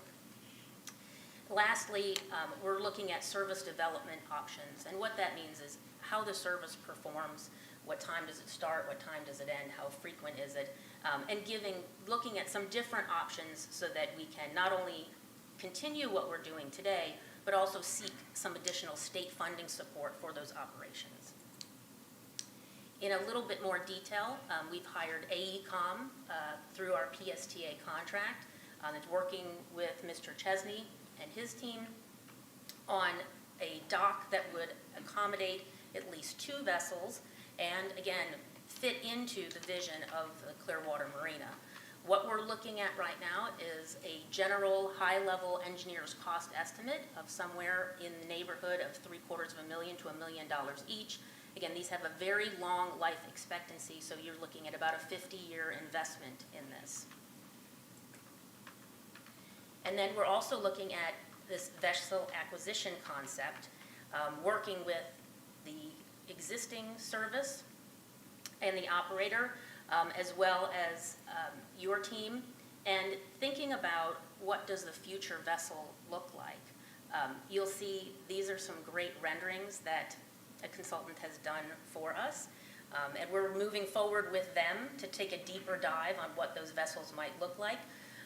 But we want to make sure that they fit the operation that we planned, meaning they would have a speed requirement of 17 to 20 knots, which is just under 20 miles an hour, fully loaded, that they have the capacity that we're looking for, but that they're interoperable with the routes that we have today, as well as the routes that we have in the future. Again, this is a very long-term commitment.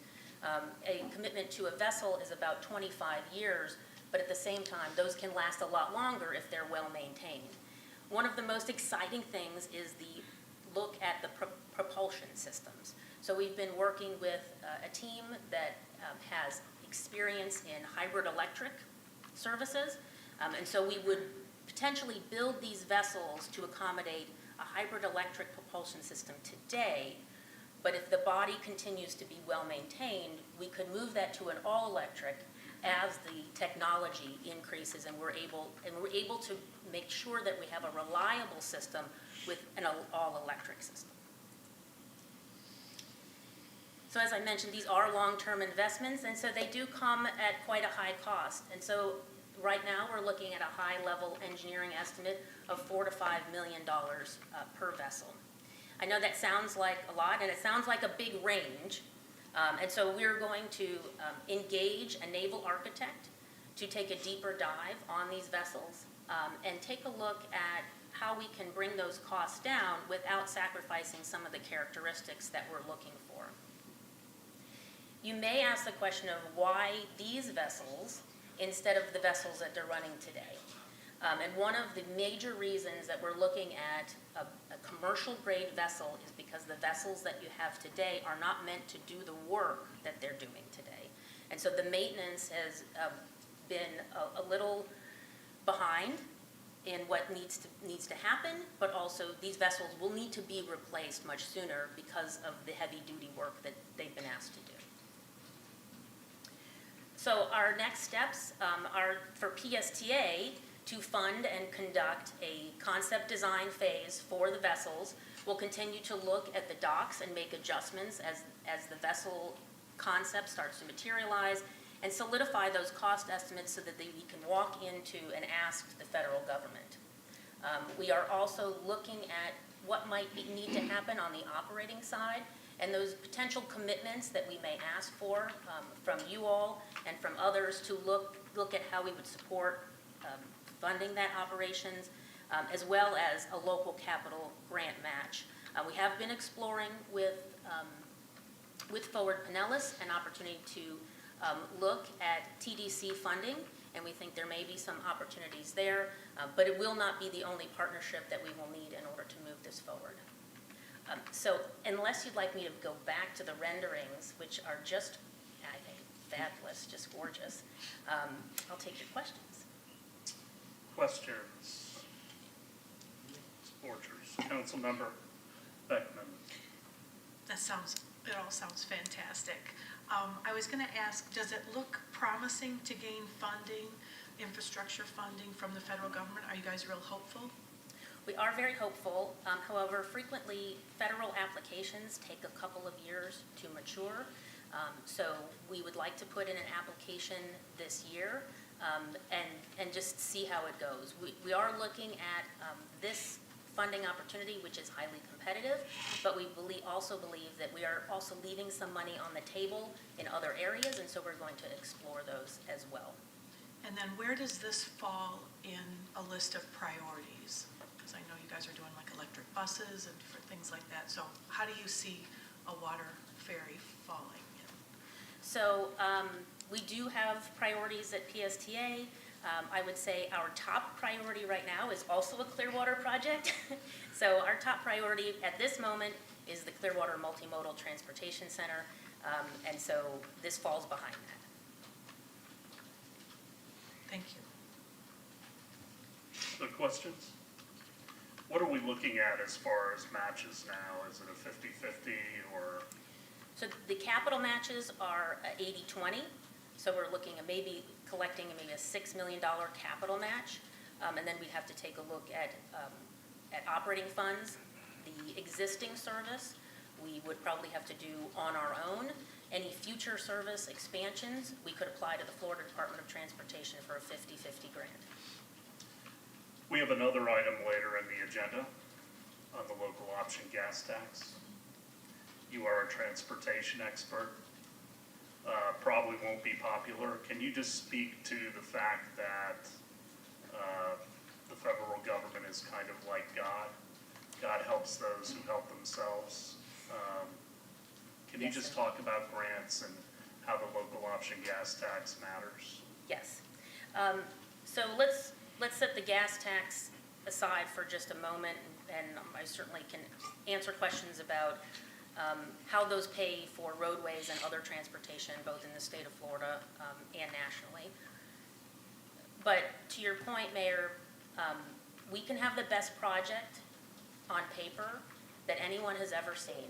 But if we do not have a local match, we will not get the federal dollars. So there are really two pieces to every project that you apply for at the federal government. One is your project justification and the quality of your project and how it serves your community and how it solves your transportation problem. And then do you have the cash? Because even at an 80-20, that's a great investment if you're asking the federal government to pay 80 cents on the dollar, but you have to come up with that 20 cents. Thank you. Councilmember Albrecht? Yeah, I got to just say a few things about this. It's, what I've noticed through Fort Pinellas as well as PSDA and talking to our representatives in Washington and in Tallahassee, this is a big buzzword, waterborne transportation. It's really come to fruition now. There's going to be money for it because they see the advantages of waterborne transportation. One of the things, I mean, we have a ferry system in Clearwater that's very good, but it's mostly a tourism kind of thing. This is going to bring waterborne transportation under the wing of PSDA into public transportation.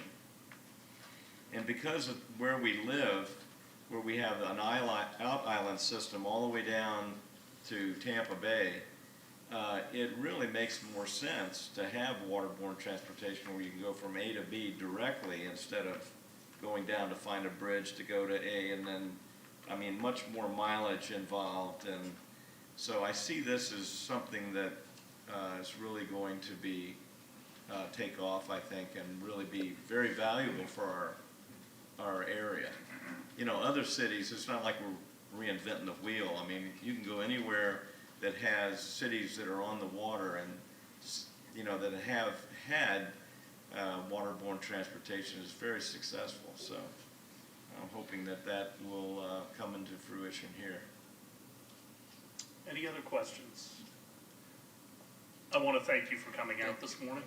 Did you have one, Councilmember Buck? I'm just wondering if we allow water taxis here, if that would be something that's handled by PSDA. I would consider them one and the same. It's just under a different moniker.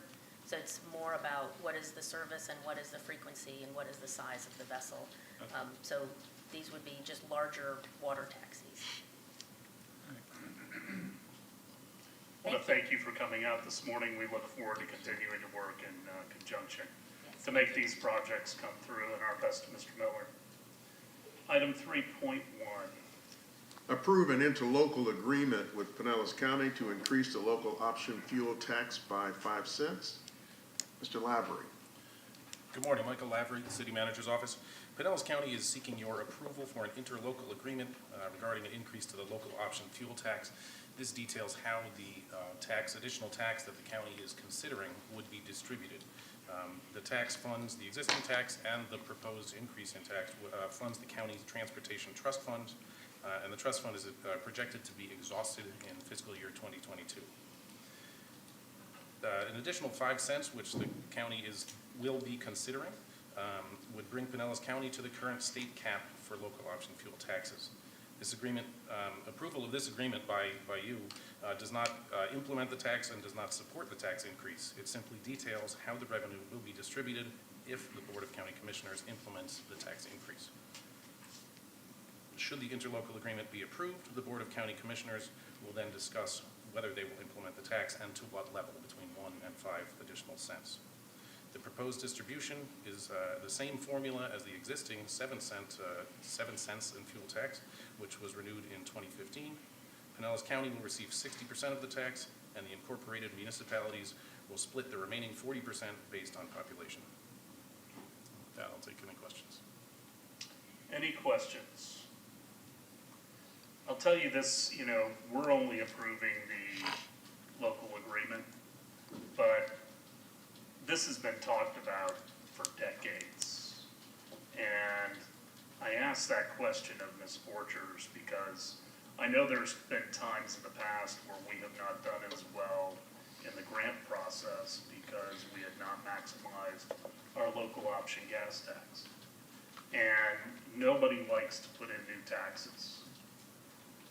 And that's not what we're doing today, but I do think that we need to give some support of not just approving this, but also of the county commissioners. I mean, you saw what happened with the pipeline just last week and how it impacted gas prices and supplies. We've seen all sorts of shocks to the system within the energy sector and what it does, but people don't realize how much money they expend because maybe our roads aren't up to snuff, or we can improve traffic flow so that not only you're not spending as much time going from point A to point B and get to spend more time with your family, but you're also expending less fuel, wear and tear on your vehicle and everything else. So I have always been a proponent that we ought to increase the local option gas tax. And again, I don't think that's a very popular thing to say as an elected official, but I think we ought to help our county commissioners with some cover on that and at least, own a little bit of it. And so I support this.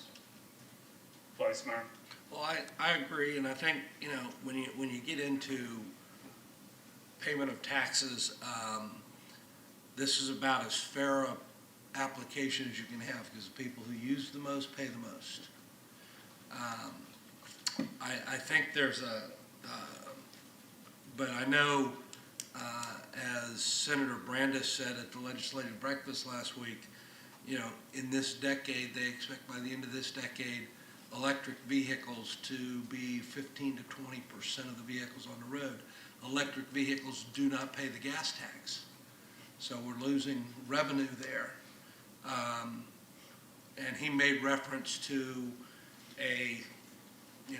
and I think it's logical to have, an electric vehicle. When you register your license tag every year, there's an additional charge for the electric to compensate for the wear and tear that the electric vehicle is doing on the roadway as well. And I think that's fine. And my question was, if you've got this plan, why haven't you put it into force? And I don't know. They didn't really. The one legislator I talked to about it didn't really have an answer for me. But the other part of this is, and I know there's people out there, don't put any more taxes on me, this, that, and the other, but I always have to laugh using one particular area as an example, the intersection of Drew Street and Belcher Road. There's a Hess station on one corner, there's a 7-Eleven on the other corner. And a lot of times, one of those stations' gas is probably 2 or 3 cents cheaper. And it's like, if 5 cents a gallon is that big of a deal for you, why are you buying your gas at the station that's charging you 2 or 3 cents more a gallon on their board? So this is, I support this. I've been mentioning this for a decade probably, and there's not a more fair way to put a tax. If you use, the more gas you use, the more road you use, the more roads you use, the more you pay. And there's just not a more equitable way to do it. Questions or comments? Consent? Yep. 4.1.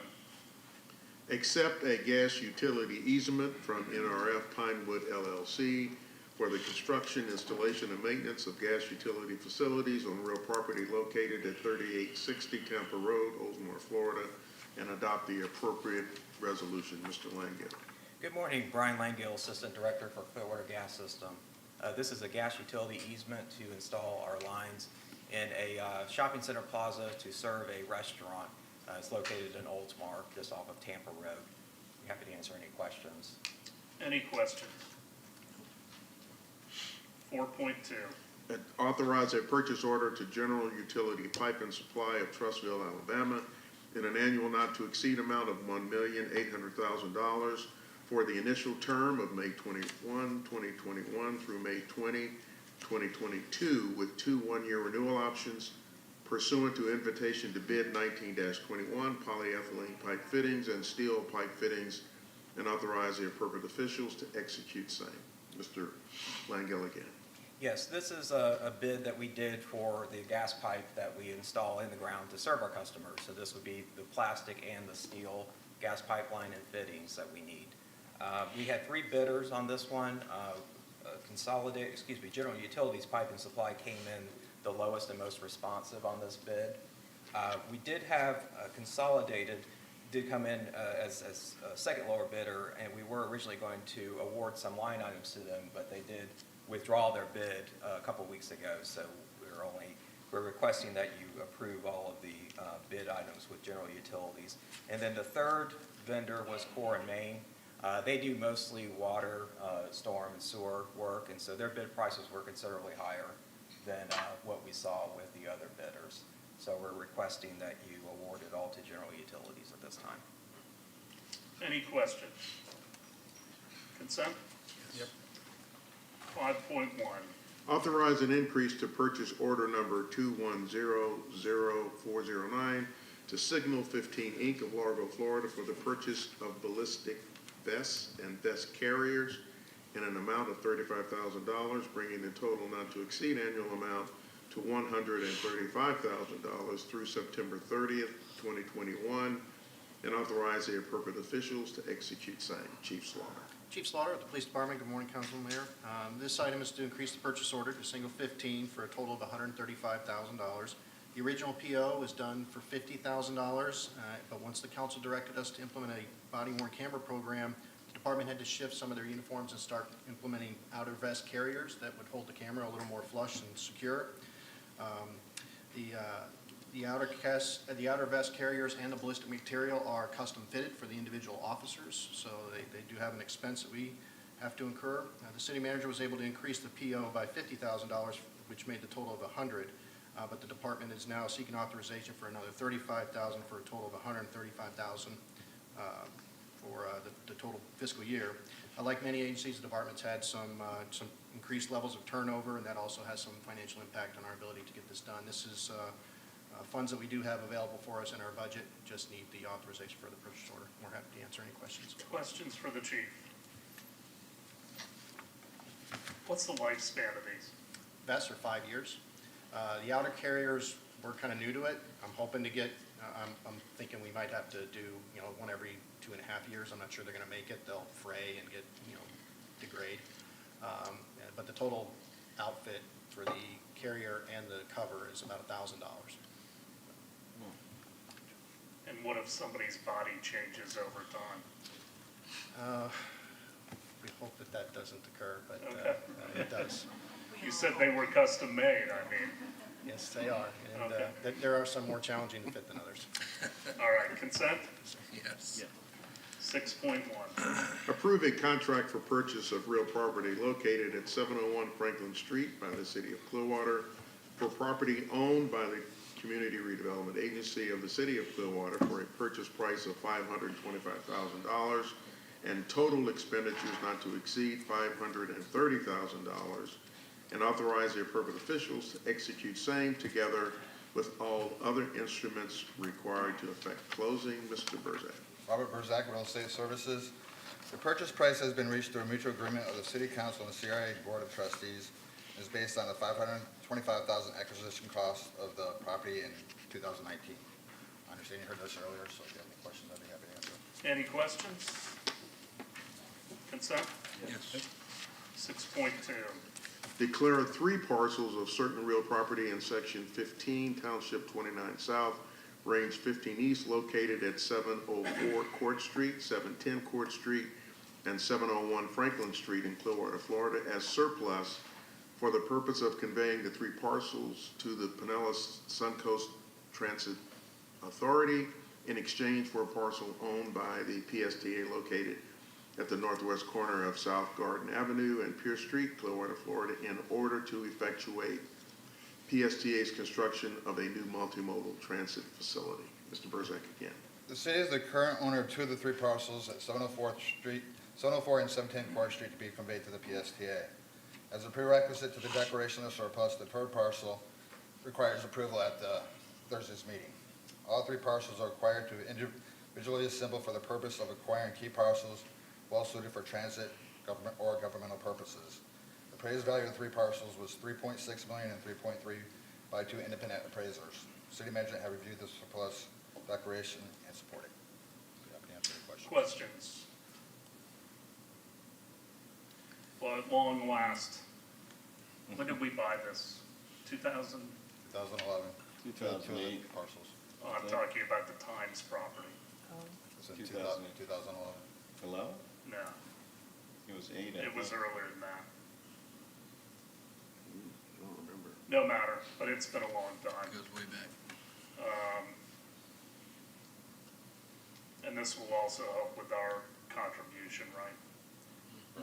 Yes. Do we have any agreement on, are we going to be responsible then for demolishing the existing PSTA and they'll have to demolish the warehouse? There's no contract at this, No at contract. this point. Right, that's to be negotiated. Okay, all right. Other questions? All right, we'll talk about that on Thursday, 6.3. Accept a utility easement from CRP WP Alta Clearwater Owner LLC for the construction, installation, and maintenance of city utility facilities on a real property located at 19320 US Highway 19 North, and adopt the appropriate resolution. Mr. Burzak again. Utility easement will allow the city of Rice to maintain its utility facilities on the commercial site. You have to answer any questions. Any questions? 6.4. Authorize a purchase order to Cardinal Inc. of Riverview, Florida for the maintenance of city-owned lakes, ponds, wetlands, and mitigation sites in the annual not to exceed amount of $178,054.50 with 3 one-year renewal options pursuant to RFP 22-21, aquatic sites, invasive species maintenance, and authorize the appropriate officials to execute same. Ms. Kessler. Good morning, Mayor, council members. I'm Sarah Kessler, Lead Environmental Specialist in the Engineering Department. Aquatic Systems outlined a comprehensive approach to addressing invasive species management in their written proposal. Removal of invasive species has a positive impact on native plant species, improves stormwater flows, and reduces our flood risk. So I'm happy to answer any questions. Any questions? Councilmember Beckman. Hi, Sarah. I thank you for including all the sites. That was really helpful. But on one of those site service map or whatever, I think it's the last one. Yeah. What is gabions in maintenance area? These red things, what is that?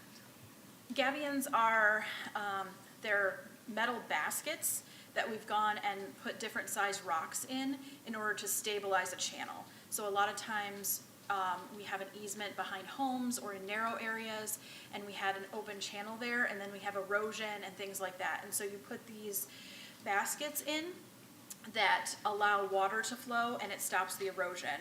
A lot of times sediment gets in those baskets, and so you have vegetation growing. Some of it's good, some of it's not good. And so those areas are put in for erosion purposes. Okay. I bet they collect trash sometimes, probably.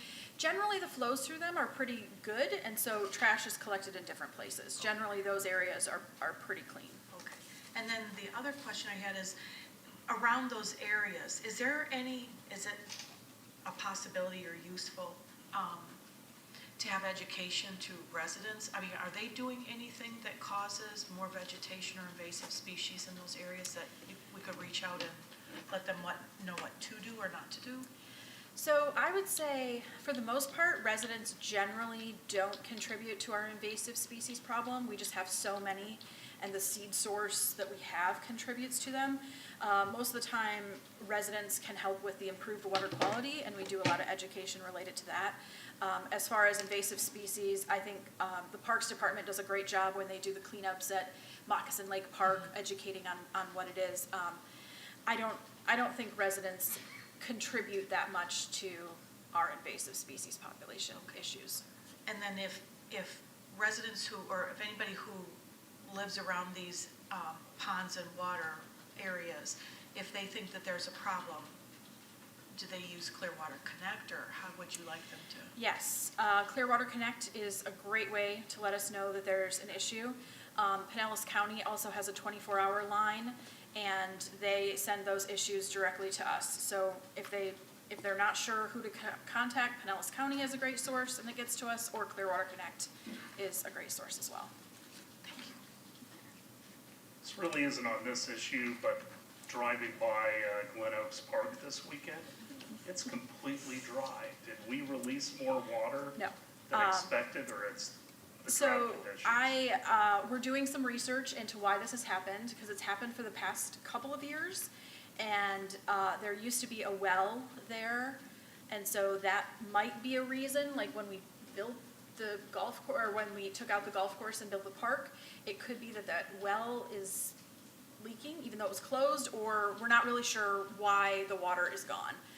But we have a geotech engineer looking at what happened and where the water is and what's going on, because I don't know.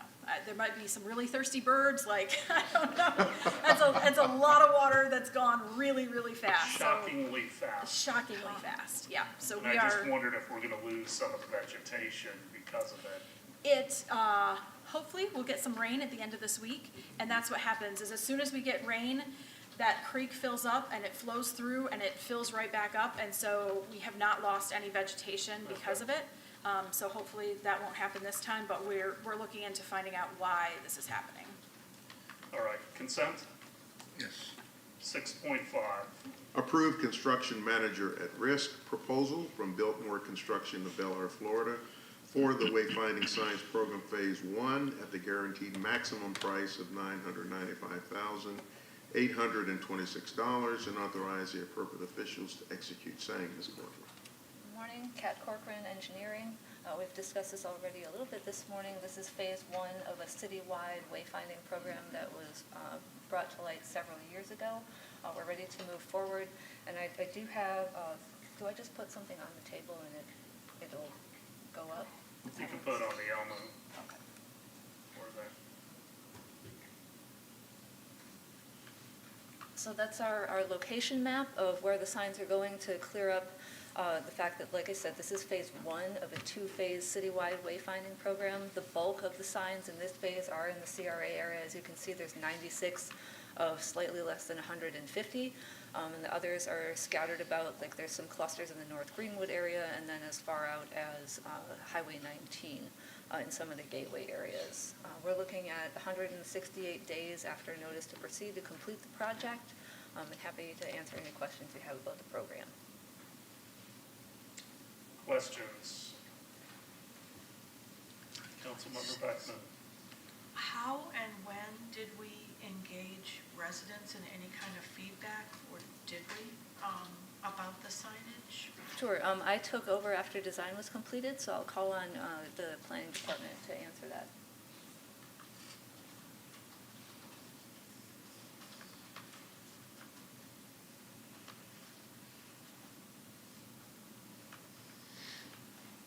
Good morning, Planning and Development, Gina Clayton. There was not a public engagement process outside of the US 19 area, because that's where the original project started. And then as we got into it, we realized that it made sense to have a citywide system. And these really are for helping people navigate throughout the city. So it was more based on, professionals' opinions about how to get around. But the initial design concepts that started in the wayfinding went through a public process early on for US 19 piece. So that was how many years ago? A long time ago. I don't know, maybe five years ago, maybe, when we started.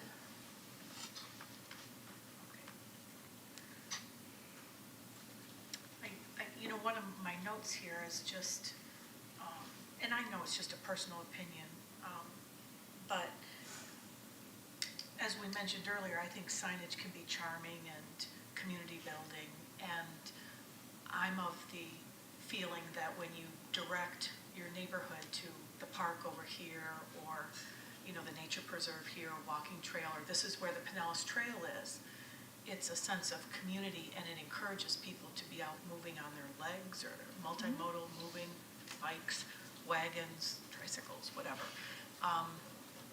And that maybe people don't want their hidden treasure parks advertised, but when they're on a neighborhood street, it's not like, they're off Drew Street necessarily, but. I think most of the wayfinding was limited to major arterials and collectors, and they direct people to major city assets. They don't direct people necessarily to neighborhood parks. Okay. And that sort of thing. It provides wayfinding in the downtown, which is something that the Downtown Development Board and Clearwater Downtown Partnership have been advocating for a refresh and in particular to provide better signage to parking garages. The whole wayfinding plan, as I said, started on US 19, but we ran into some issues with FDOT and getting that part permitted. But we realized because it would provide more effective directions if we had a coordinated citywide system, it then, expanded out to major park facilities, major cultural facilities, and to downtown and to the beach. And the uniformity and stuff. Yeah, Right. I think that's all good. With some branding, even though the sign plan is cohesive, each special district like downtown and the beach and US 19 would have had their own kind of like unique character. I saw that downtown added on with the like top. different color Yeah. and a little different logo, but it all fits with the city brand. Okay. And so it's really for signage for people in vehicles, pretty much? No, it's for everyone. It's supposed to try to help people navigate through the community to major destinations. We did an original plan that would identify the types of facilities that would be included in the plan, so that would set the stage. Council approved that, and then we went forward with the detailed design work. Thanks. Other questions or comments?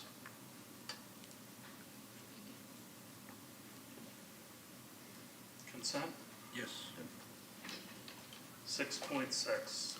Approve the First Amendment to the ground lease agreement with renewal options. First Amendment between the City of Clearwater and Jolly Trolley Transportation of Clearwater, Inc. for the ground lease of city-owned property located at 1720 Overbrook Avenue, and authorize the appropriate officials to execute same. Mr. Berzak. Robert Berzak, Real Estate Services. The city and Jolly Trolley into a ground lease agreement with renewal options on January 23rd, 2020. The lease agreement requires Jolly Trolley to commence vertical construction within 18 months, but they experienced delays due to the pandemic. This First Amendment extends the period for vertical construction from 18 to 30 months. All the terms of the conditions of the lease agreement remain full force and effect. Be happy to answer any questions. Questions? Consent? 6.7.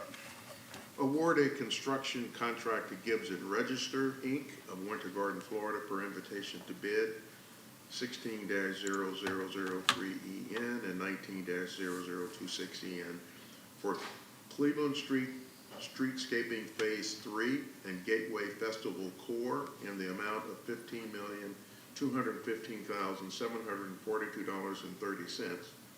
Approve a professional services agreement and work order to GAI Consultants, Inc. of Tampa, Florida, per RFQ 13-21 in the amount of $481,030. Approve a Duke Energy proposal pursuant to Clearwater Code of Ordinances, Section 2.5641B, sole source, in the amount of $258,299.36, and authorize the appropriate officials to execute same.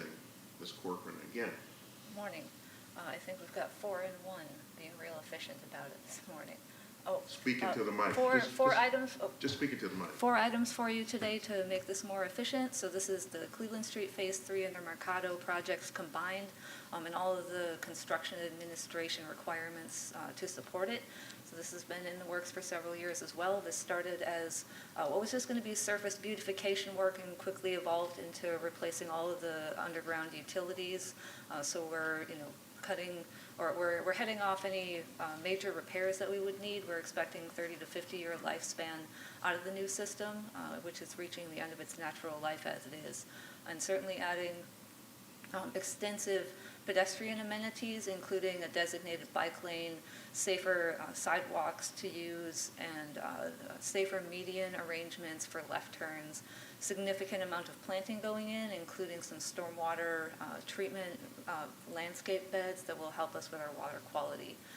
And so with any questions, I'll be happy to answer. Questions? Vice Mayor? Now, not necessarily a question, but it's a lot of stuff in one agenda item, which I'm glad, which I'm fine with.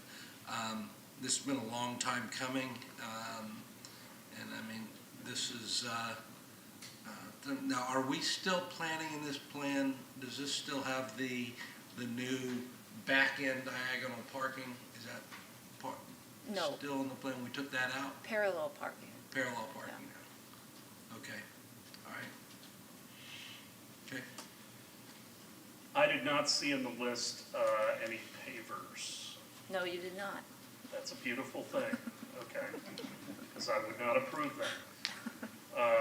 The other thing that sticks out still is we're using a lot of visuals. How are we doing? There's two of them out here on the library property that have been chopped down. They're awfully expensive to start with. We do lose them periodically. Why are we continuing to use visuals? Well, the situation with how healthy they can be is evolving, and we're learning more about, the infection rate that we're getting. I think over time you'll see that we are using less of them to create continuity between phases 1, 2, and 3. We're proceeding with them at this time. As the Vice Mayor said, this has been a long time in coming. So I'm excited about that, but I also want people to know that in the interim, during the process, it is very disruptive.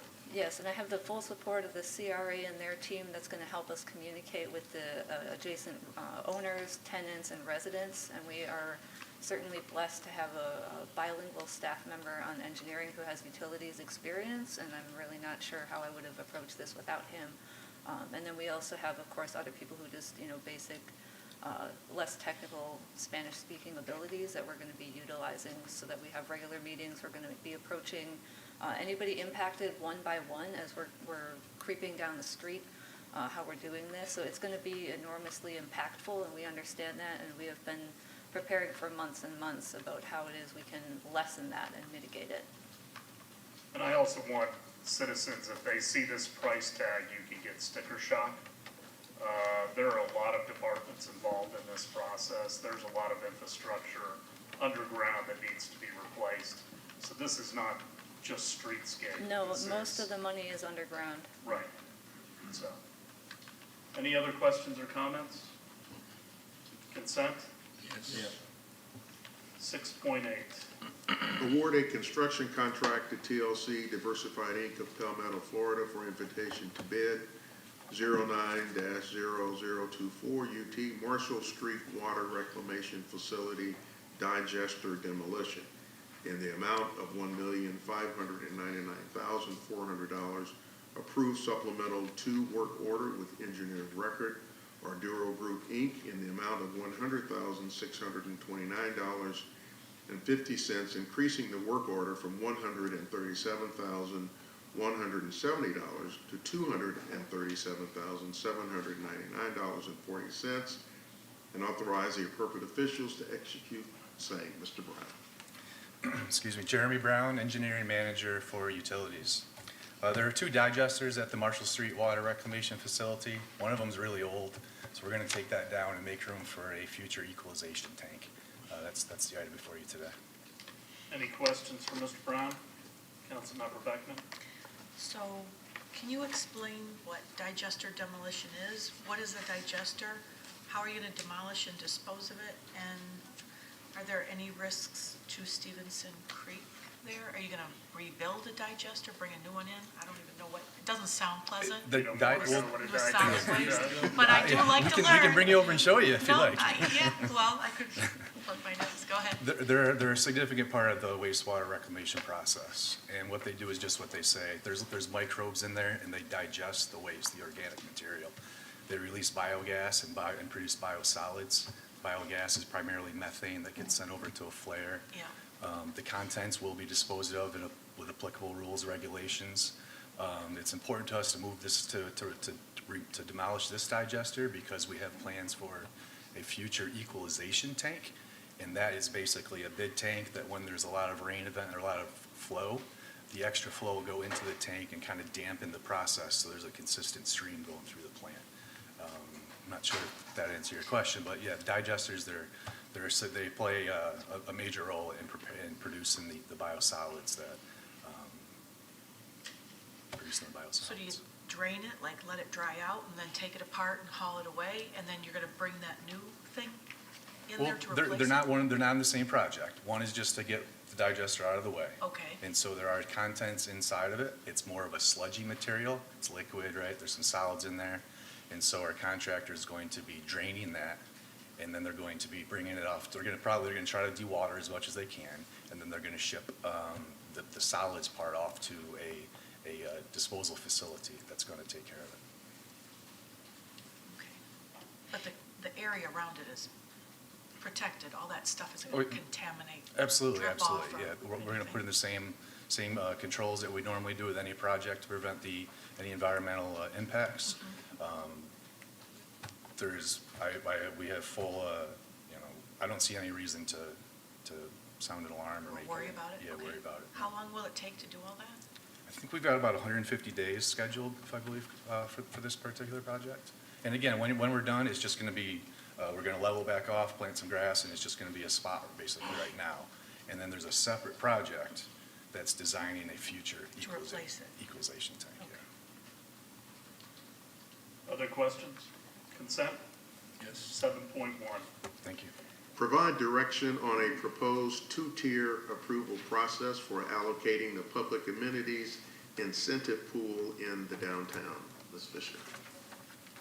Good morning, Mayor and council members.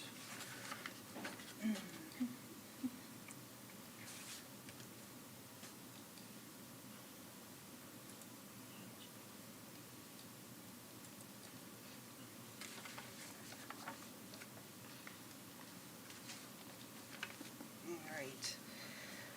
At your request, staff has evaluated ways to increase allowable density and/or intensity in the downtown core character districts in accordance with increases by Forward Pinellas back in October of 2019. Forward Pinellas updated the countywide rules for the Urban Center Activity Center to allow cities who have that specific designation to increase up to 8.0 FAR, a density of 200 units per acre, and a density of 330 rooms per acre for hotels. To do this, actually right now, only Clearwater and St. Pete have that particular activity center. To do this and increase our maximum development potential, we would need both Forward Pinellas and the Board of County Commissioners' approval. And it depends on implementation of multimodal transportation systems that would actually support that kind of density. So staff met with Forward Pinellas staff in January of 2021 to discuss options to incentivize development in our downtown.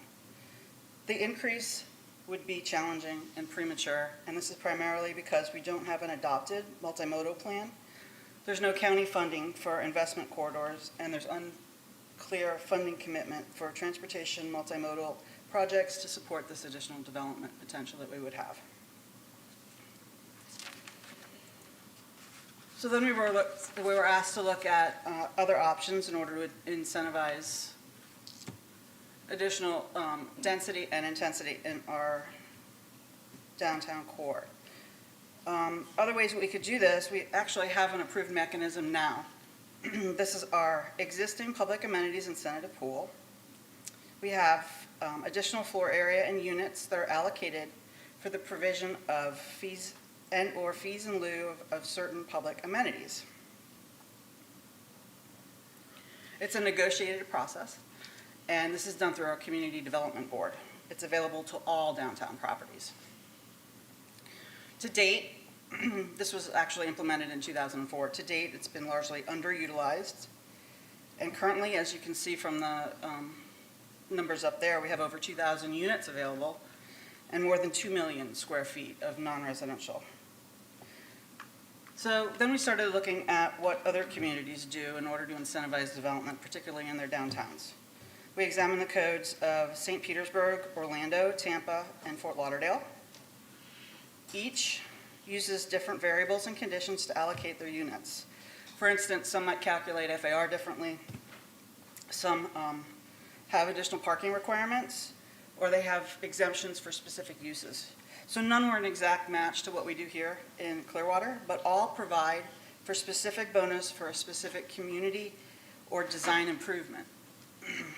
Some of these common criteria are, for instance, affordable or workforce housing, green building practices, design standards, historic preservation, preferred uses that they want in those areas, and improvements or fees in lieu for public amenities.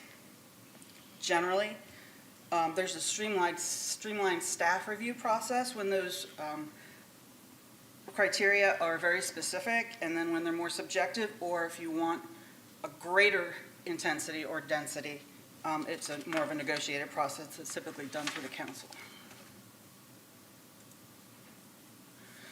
So this is what staff's recommending, is to modify our existing process for the existing pool program.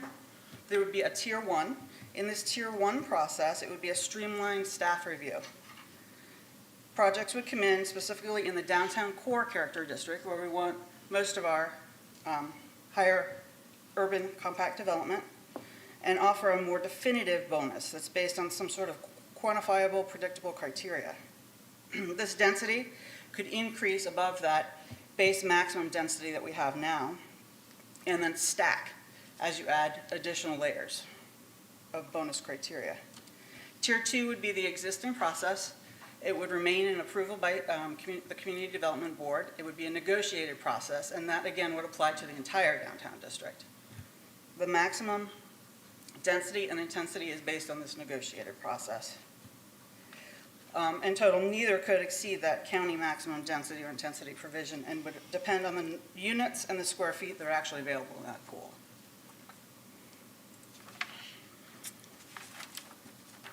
So these are some established, well-defined criteria that we were going to put out there for you to consider. As you can see, these practices are some of the ones that some of the communities that we looked at also use.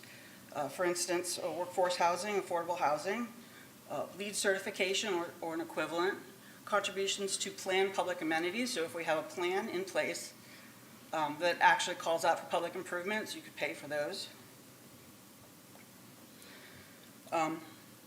Mixed use projects where we know we want to incentivize some long-term rental.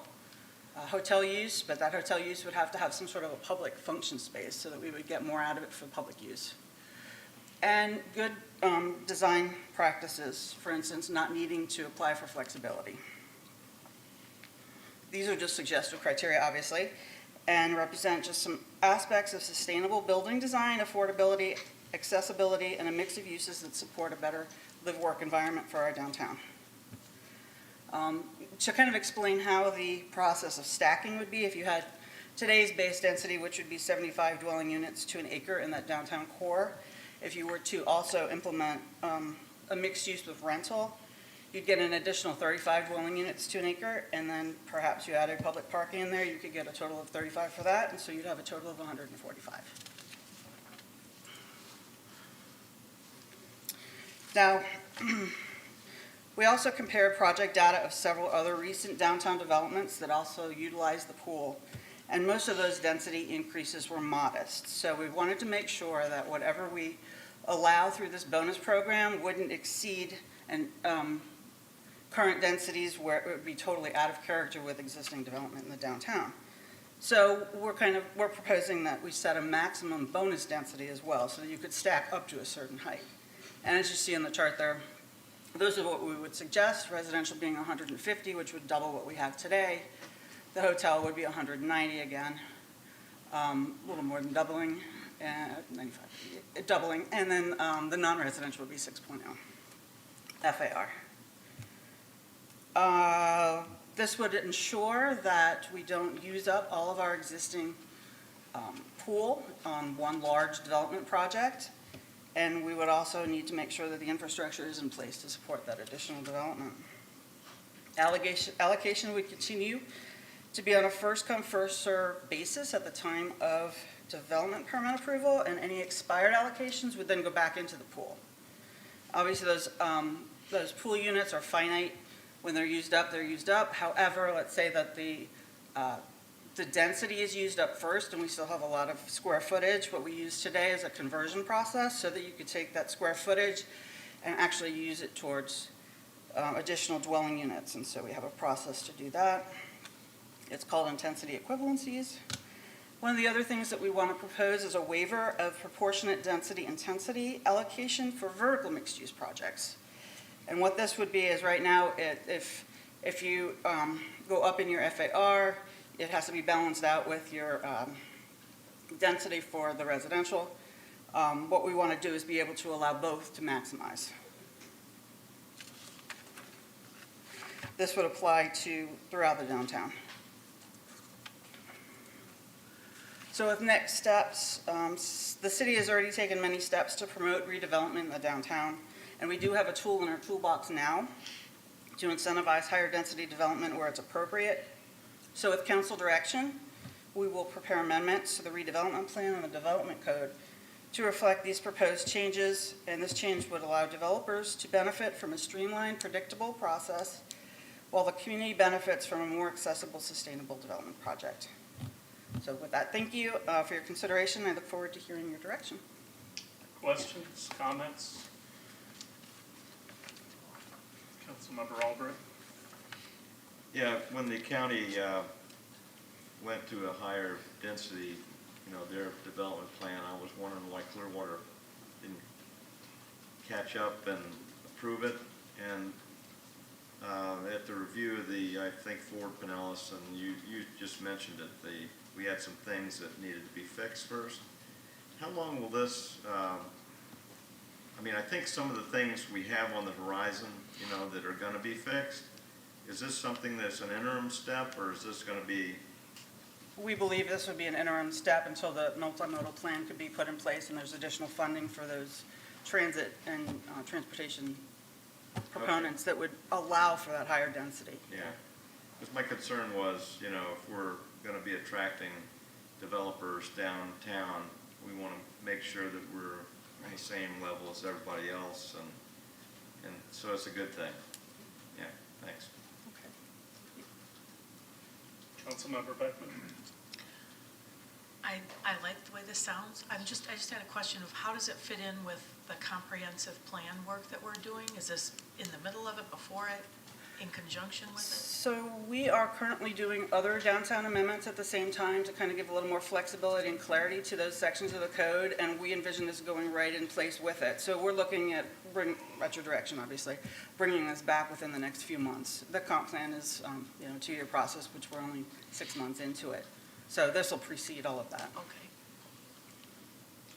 I like that we're doing two-tier. I think giving incentives is the right way to go about it rather than giving it by right. I think we want to try to push for the right development.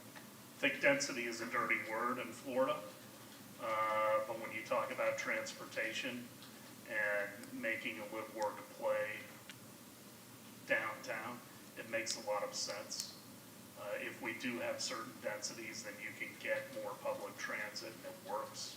That's one of the challenges Florida has. We're just spread out. And so it doesn't work, and I want citizens to understand that's one of the reasons that we're looking at this. And with the new PSTA depot, it's still sitting on the CSX right-of-way, which I believe has potential down the road. The CSX does not want to be in Pinellas County anymore.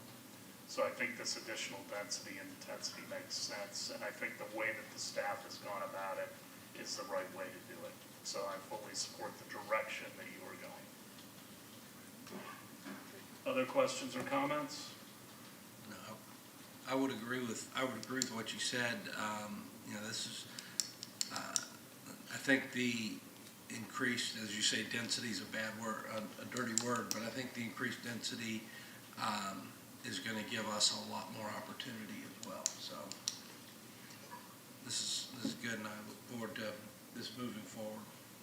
All right, thank you. All right, thanks so Very much. good presentation. Item 7.2. Approve the annexation, initial future land use map designation of residential low, and initial zoning atlas designation of low medium density residential district for 177 St. Croix Drive, and pass the appropriate ordinances on first reading. Mr. Guevara. Good morning, Diego Guevara, Planning and Development. This voluntary annexation petition involves a 0.152 acre property consisting of one parcel of land occupied by a single family dwelling. The applicant is requesting annexation in order to receive sanitary sewer and solid waste service from the city. The property is located within an enclave and is contiguous to existing city boundaries by the east and west. It is proposed that the property be assigned a future land use map designation of residential low and a zoning atlas designation of low medium density residential. The applicant has paid the city sewer impact and assessment fees and is aware of the additional cost to extend the city sewer service to the property. Collection of solid waste will be provided by the city of Clearwater. Any questions? Councilmember Beckman. I had a question about this one's, stuck out to me a little bit because it says the applicant is requesting annexation in order to receive solid waste service from the city, but they're going to get water and sewer from the county. It's not readily available. So are they on a septic system and they just simply want to be annexed so they can get our trash collection? They have water from the county, Okay. and they are requesting solid waste and sanitary sewer, but the sanitary sewer is not is available.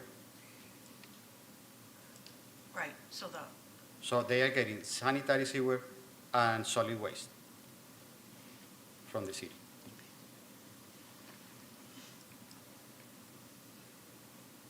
Does that answer your question? I'm okay. Okay. 7.3. Approve the annexation, initial future land use map designation of residential urban, and initial zoning atlas designation of low medium density residential district for 1881 Montclair Road, and pass the appropriate ordinances on first reading. Mr. Brotherton. Thank you, Kyle Brotherton, Planning and Development. So this case involves one parcel of land totaling 0.642 acres, and the property is occupied by a single-family dwelling.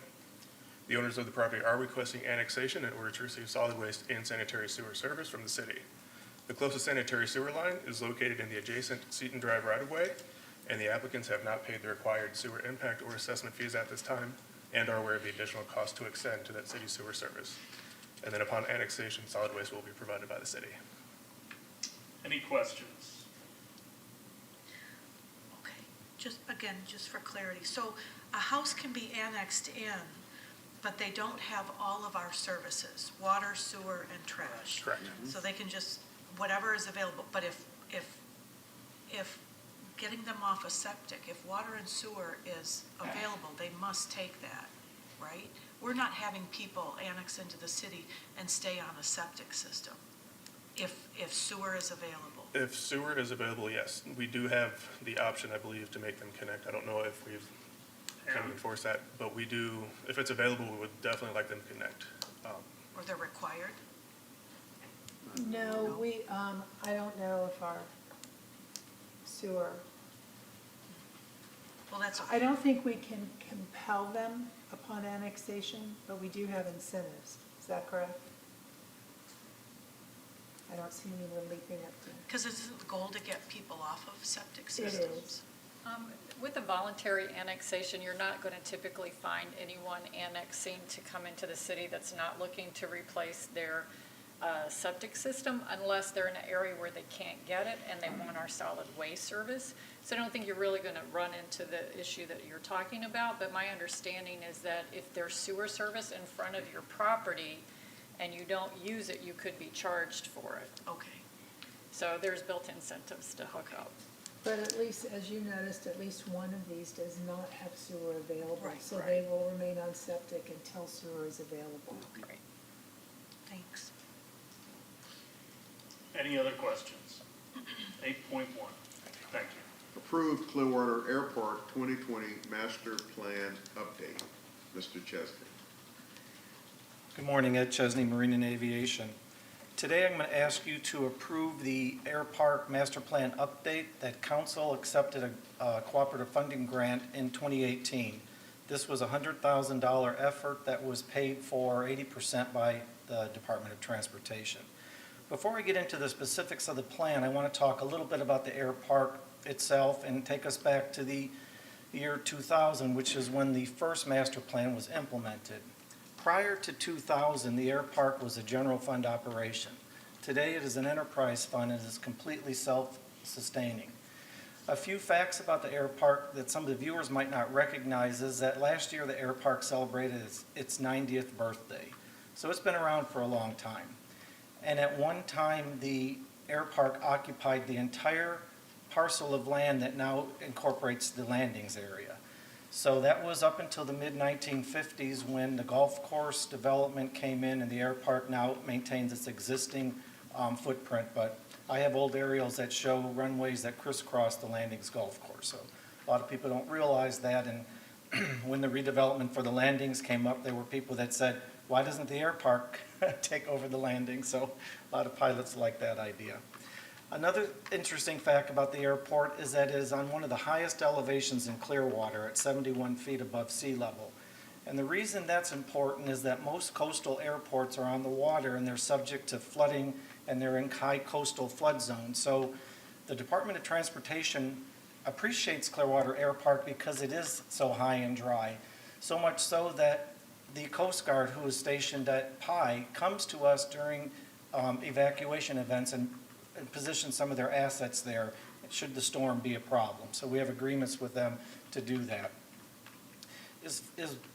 Just recent hurricanes Irma and Maria, the air park was instrumental because a lot of the big airports were out of service in the Caribbean, Puerto Rico, and the bigger planes couldn't get in there for aid. We had a lot of these smaller planes that could still leave Clearwater and do relief efforts in the islands and then bring people back to the States. It's a big evacuation airport from South Florida for people that are bringing their planes and families out of the danger areas and refueling in Clearwater. So I wanted to point those things out and then talk about when we did start the master plan process in 2000, there was a reason for that. The state had a master plan for all airports. Clearwater didn't have one until 2000, so we started that process.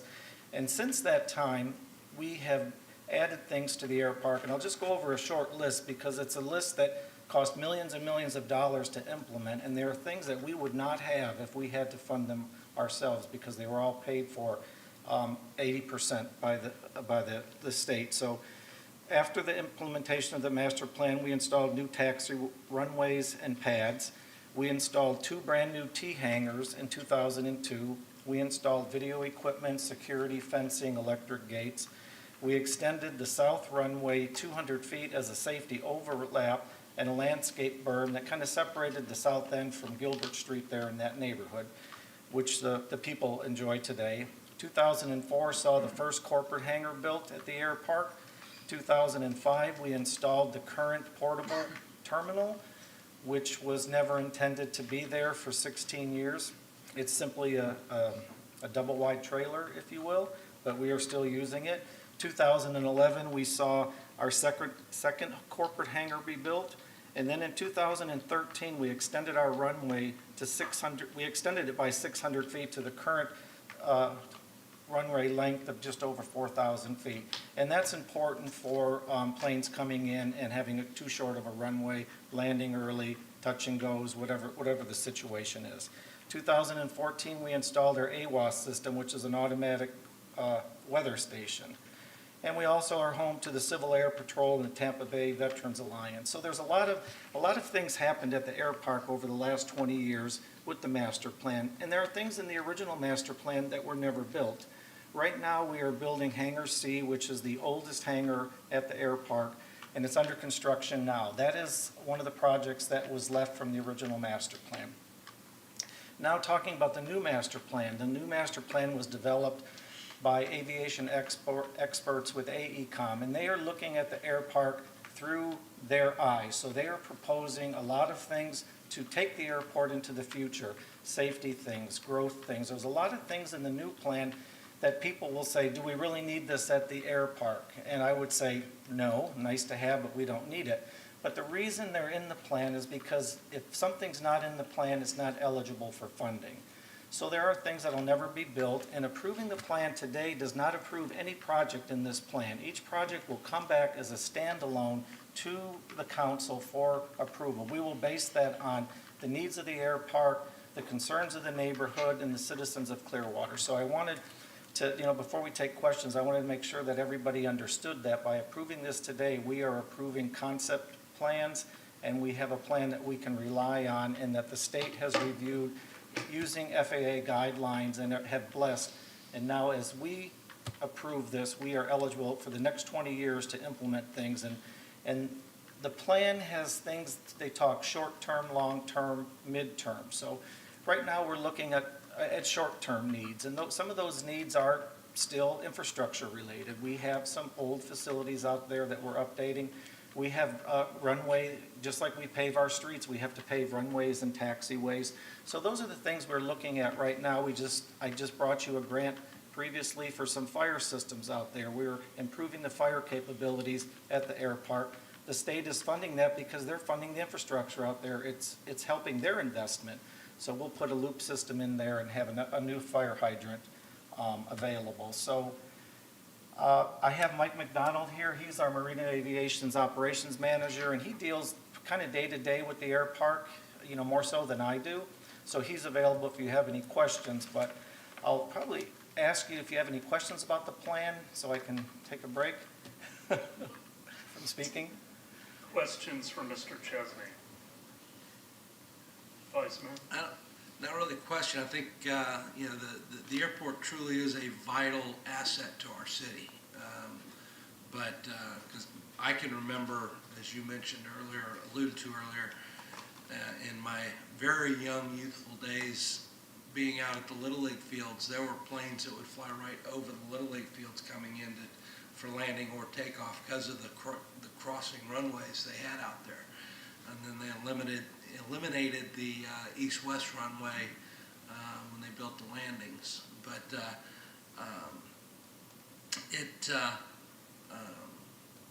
you know, it has become as you said, it has become an enterprise fund for the city, and I think that's a great thing. And you know, every dollar we've ever spent out there has returned much more, given us a heck of a return on our investment. So I'm very pleased with where we are on it. So. Other questions? Councilmember Beckman? I just wanted to say thank you for your presentation. You always do such a nice job with a little historical perspective and answering questions and making it really clear and easy to understand. So thank you for that. Thank you. I just had one question. Because I was at one of the recent Air Park Advisory Board meetings, did you share this with them or get any input with them, or has that been done? Or if it's been 20 years ago, you might not, you know. Well, yes, we did, this was a year effort, this master plan process. So with the quarterly meetings, every quarter during that year, AECom did a presentation to the board to get their input and suggestions. Okay. So we did do that. They were involved at all levels. And then with, you know, Corona came in, so this kind of was put on ice for a while, but it is back. And I shared it with the new board. We've got a lot of new board members, but when our first meeting came back, I brought this up again because there were 2 or 3 new members that were not part of the original master plan process. Okay, that's good, because there were a lot of pilots on that board. And Yes, people most that are of there them. every day using it. Yes. Yeah. All right, great, thanks. Just a couple of questions, Ed. First of all, you know, you talk about going from 25 to 104 parking spaces. I didn't see on the diagram where those are proposed. Let me see. I think they are out front of where the Pretty substantial delta. yeah, the existing terminal building there where we have there's a lot of open space there with some trailers for the Civil Air Patrol. Right. It is in that area where there is expansion opportunities. Those portable trailers won't be there forever, and that is valuable land that we allow there now. So again, the growth study talks about increase in parking, but I can't say exactly where they'll all be at this point right now. Okay. And then you talk about reserving the 75-acre landing site for aeronautical and non-aeronautical purposes. What are the purposes? Right now, the only purposes that we would really look at would be some sort of easements. You know, the airport likes to protect itself, so other airports around there get easements over vacant land or land so they don't get the high development. When we were talking about this master plan, one of the issues that AECom said, well, why don't we just expand the airport? So that was not the idea of the master plan to expand the airport. We dealt with the airport in its existing footprint, and we talked about ways that we could make it safer. So development onto the landings was really talking about preserving some of that area as buffer and easements for, if there was some sort of an accident or problem and you had to land on the golf course, it would be better than landing on a neighborhood, for example. So that's the intent of that. Okay, and one of the things that you said I think is critically important, this is a master plan, but this does not approve any specific projects. Yes. All of those will be coming back to us. So I know some citizens can look at the master plan, and you said not everything in this will be done, but that they can weigh in on specific projects as they come for funding. Yes, that's very important, and a lot of people realize that because I say it all the time, to, please understand this is a master plan. It's at 10,000 foot, what the air park could be, and the air park will grow as Clearwater grows and as the council and the city wants it to grow. And occasionally we get people that would like us to shut down the airport. And I always tell them about the obligations that we have based upon grants that we've taken from FDOT and other organizations, right? Yes, and, to be honest with you, we don't get that many complaints to shut it down. We had, there's one or two squeaky wheels out there, but they've been pretty quiet lately, so I'm glad about that. Not on Easter. So, okay. Not on Easter. Any other questions? Consent? Yeah. 8.2. Approve a license agreement for the Clearwater Marine Aquarium Island Estates slips and authorize the appropriate officials to execute same. Mr. Chesney again. Okay, this item is a license agreement for the Clearwater Marine Aquarium, and I'm going to put, if this thing is on, hopefully, I can see it in my image here, but. We've got it. Okay, great. What we're looking at here is a image of the aquarium during construction. So the big tank is gone, and you can see the slips that surround the aquarium and the red lines. Those are easements that the city has, right of access easements to the city docks and some water easements and other type easements. So for the benefit of the viewers, people would say, why does the city have all of these docks that surround the aquarium? The reason that is because the city owned all of the real estate that is now the aquarium, and that site was the former wastewater treatment plant for Island Estates when it was built. Sometime later, when Island Estates sewage all was put under the harbor to Marshall Street, that land sat vacant for a while until the Clearwater Marine Institute came in, and then now it is known as the Clearwater Aquarium. So that's why we're there, and that's why we have the access easement. So we refer to these as slips 1 through 43. There's not 43 slips there because some are gone, and this was developed a long time ago. They're old wood, concrete piling, fixed slips, much like the beach marina. And they are in need of a lot of improvements, and my department maintains those slips. The aquarium has always used slips 1 through 20 area, and they currently pay about $3,500 a month in slip rent. So over the past 3 years, since the aquarium has rebuilt and is now open, you can see this same image, and the largest part of that building is where slip 20 would go, and then go all around to slip 1 where the parking structure is. So it's been under their control for about 3 years because it was in their construction footprint. So now construction is complete. The aquarium is turning those slips back over to the city, and they need some repair. The aquarium would like to see some repairs that the city would not normally put at this location. The location is severely limited. It only has 9 parking spots allocated to it. The amenities are not there. There's not water or electric at every slip. So it's kind of been the history of these slips. They were used by the old Ross Yacht Repair Company, which was there. Now Quality Boats is there. Quality Boats rents a lot of slips from us. The ferry has their 3 ferries are stored there. So I envision this site as moving some vessels from the beach marina, certainly during reconstruction. And the city has vessels at the beach marina that are better stored here, making available premium slips at the beach, rather not keeping my workboat or my barge or my other vessels there. So I'm going to move in the city vessels here. The aquarium has proposed to make some improvements to the slip area that they're renting. And they've asked to do these improvements over 10 years. Once the improvements are done, anything they put there will be on city property, and we will own those assets as they're putting them in. So I'm in support of the aquarium's proposal to do this. I think it's going to be the better fit for the city. The city does not have, the Beach Marina Fund does not have money to reinvest and rebuild those docks. We are building and keeping the west side up to date, but that east side is the area that I'm asking you to approve these license agreements to let the aquarium move forward. Questions for Mr. Chesney? Consent? Yep. 9.1. Thank you. I have a question for Mr. Chesney. Step up. Oh, excuse me. Oh, I'm sorry.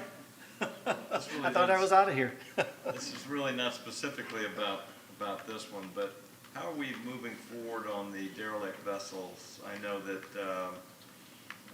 FWC has made an agreement with Clearwater Police. Are we going to be taking care of some of those derelict vessels that have been along the causeway there soon?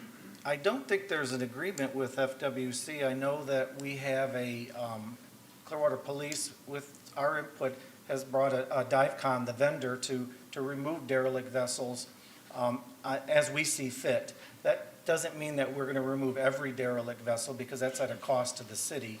Most of the ones that along the causeway now are in the process. Process has been started on removing those, because it's a long process. So this agreement allowed us a vendor, and it's the same vendor that the county uses with the vessel program. So when those vessels along the causeway or on Mandalay Channel, wherever they're deemed derelict, are removed, DICOM will remove them through FWC, through the county. We couldn't use the county contract. That's why we thought we could piggyback. But if we had a need to tow something was at risk, that was when we would use this contract that the Clearwater Police recently brought forward to you. We could do it. We don't have to wait for their derelict. We could tow them if they're at risk, or a storm blew them into a private property or into a city property. So it's not, I don't want people to think that it's us now taking over the derelict vessel removal that the state does. It is not that. There's one sailboat that's been up against the causeway for a couple of years now. I was just wondering when that was going to be finally resolved. Yeah, I don't think it's been a couple of years. It might be a year, because we had at one time, not too long ago, had all of them removed along the causeway. And I said, can you imagine, look, there's no boats out there. And now, as soon as I said that, there's one. And that one was thrown up during a very high tide, so it doesn't even come back. We haven't had a tide like that it's lodged up there. But that's one that's in process with FWC. Okay. So we would then involve ourselves in something that's already in process. So I'm not sure we would do that unless there was some overwhelming reason to do so. Okay, I hope that answers your question. But Thank you, Mr. Chesney. all right. 9.1. Authorize a purchase order to Icon Supply, Inc., DBA Icon Technologies of Tampa, Florida, for Yaskawa variable frequency drives and an annual not to exceed amount of $200,000, with the option for 2 one-year renewals of the city's discretion pursuant to invitation to bid 21-21 Yaskawa variable frequency drives, and authorize the appropriate officials to execute same. Mr. Gardner. Hi, good morning, Mayor and Council. Rich Gardner, Director, Public Utilities. The item before you today is for the award of a contract for Yaskawa variable frequency drives, or VFDs, for the water and wastewater systems. The VFDs are used to control the speed of pumps and blowers used in plants and lift stations. The VFDs help reduce power requirements and allow the units to run at a more consistent rate than other controllers.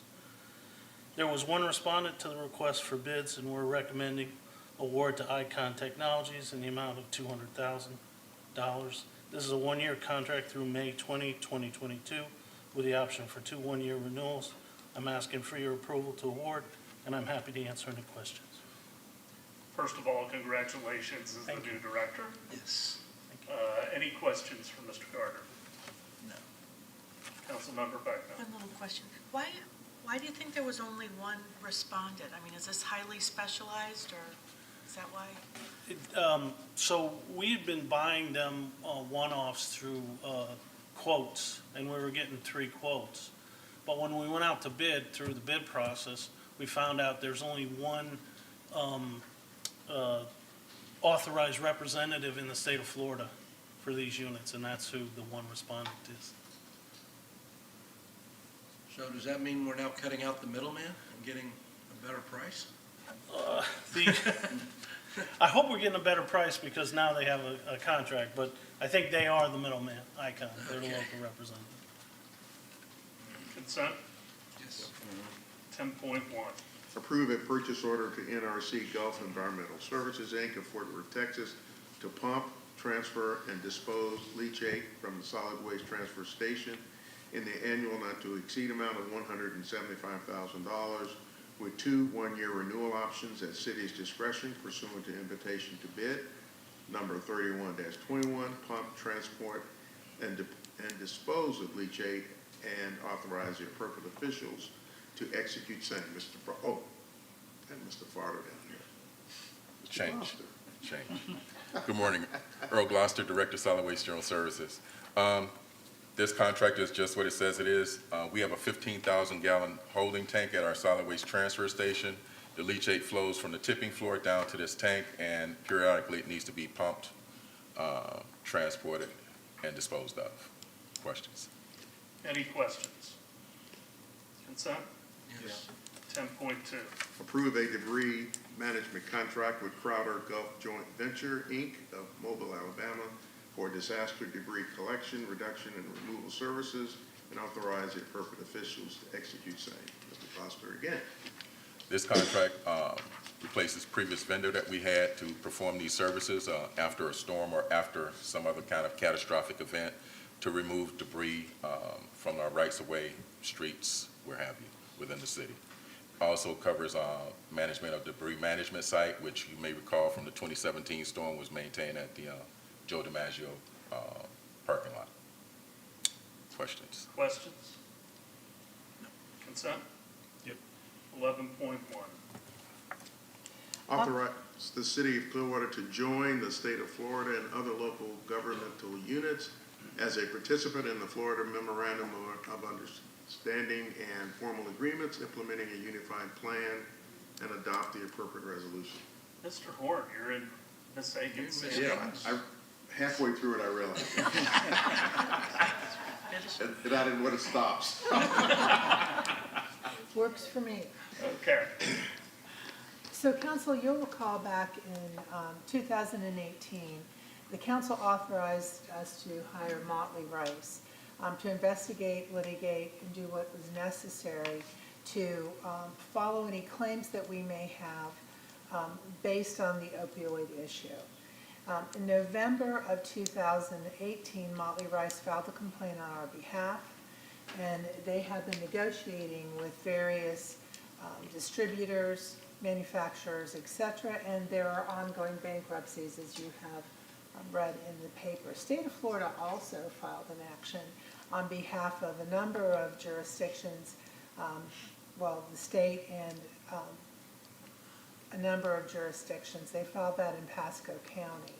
So there's been ongoing negotiations in these cases. So out of that has come a memorandum of understanding called the Florida Plan. And the Florida Plan is a framework for unified settlement with the various companies, the various entities who are involved in the litigation, and the Florida plaintiffs. This unified plan was negotiated by the state with our attorneys and other involved attorneys. So this proposal that is before you has a framework for settlement and outlines a framework by which the city will recover some funds. There are 3 pots in this framework, pots of money. One pot is divided amongst the local governments, that's 15%. One goes to the state, and the other goes to regional. We would get direct funds from the 15% pot that is meant to be divided amongst the local governments. Right now, we have very vague numbers. These are just estimates. There is nothing guaranteed. This settlement could ultimately not happen. So this is a very preliminary step. The state is asking us to indicate our agreement to this format of proposal and this form of distribution.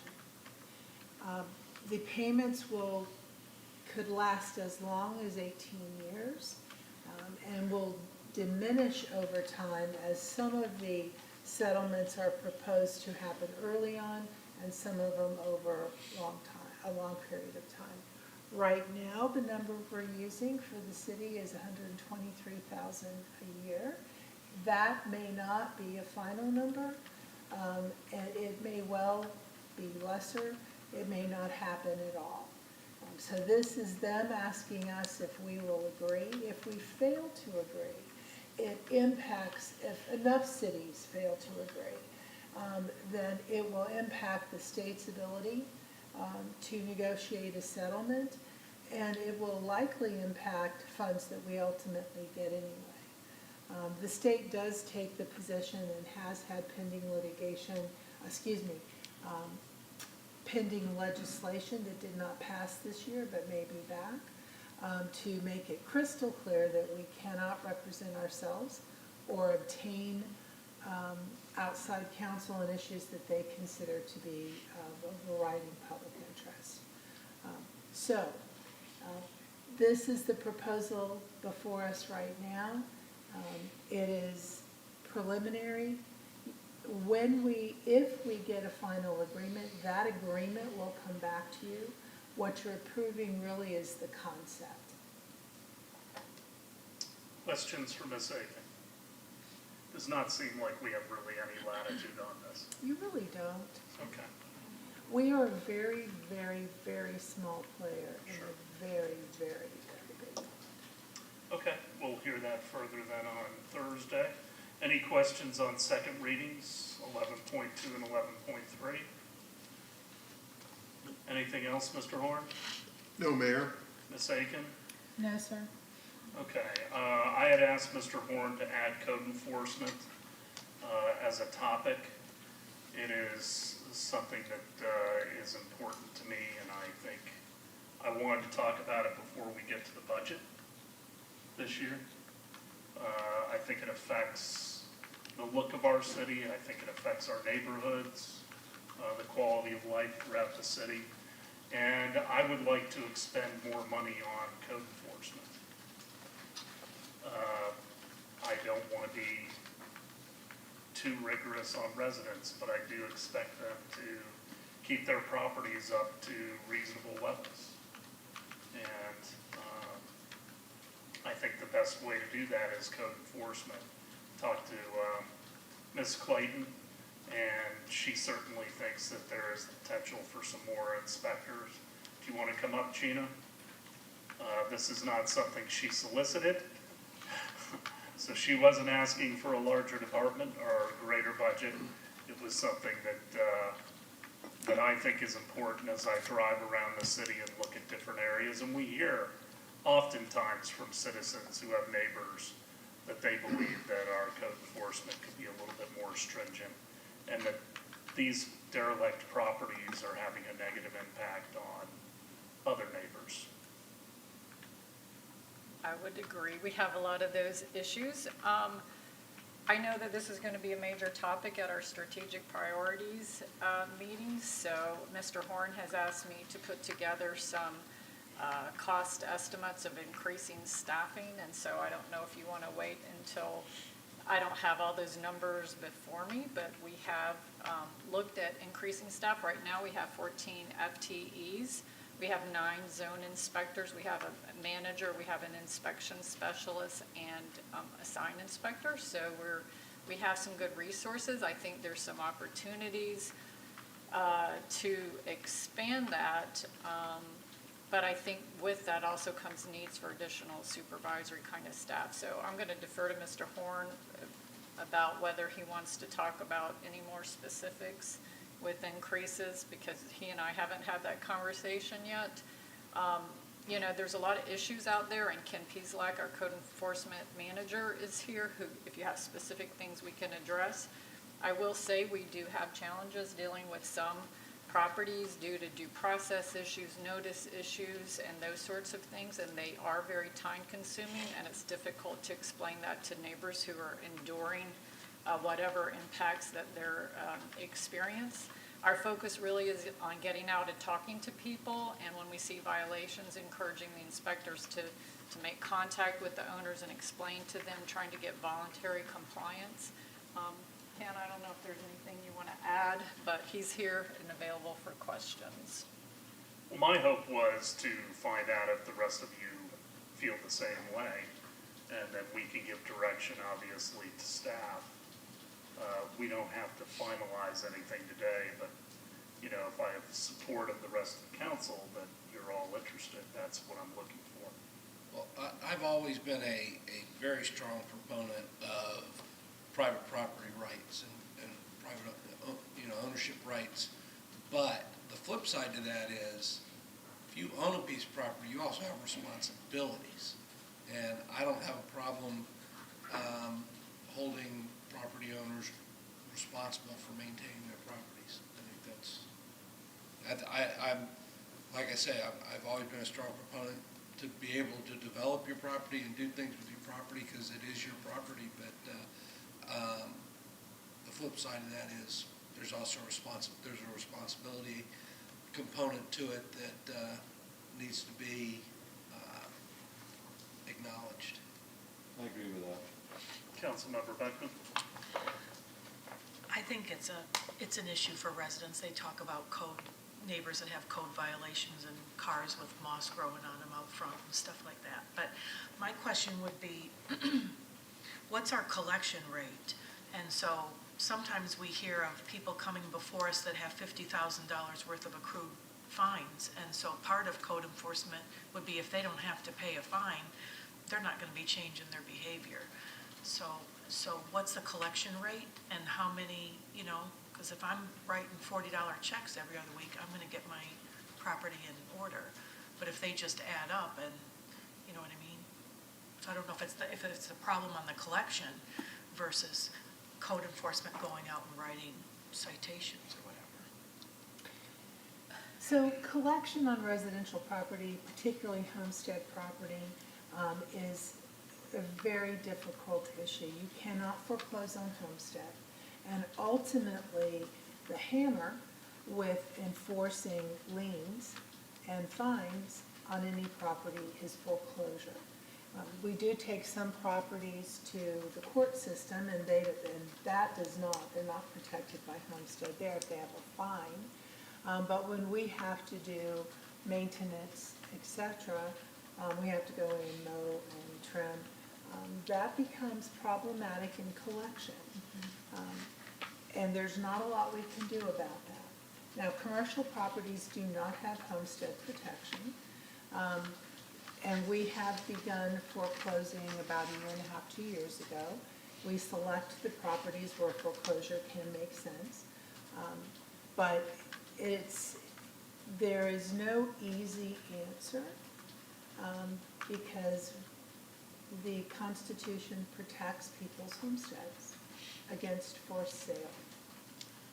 Can we do other things like, you know, this sounds awful, but, you know, they can't register for Parks and Rec classes or things if they're in our system as having all these liens. Can we, you know, have some other kind of, no? Well, we really haven't looked at other penalties. Yeah.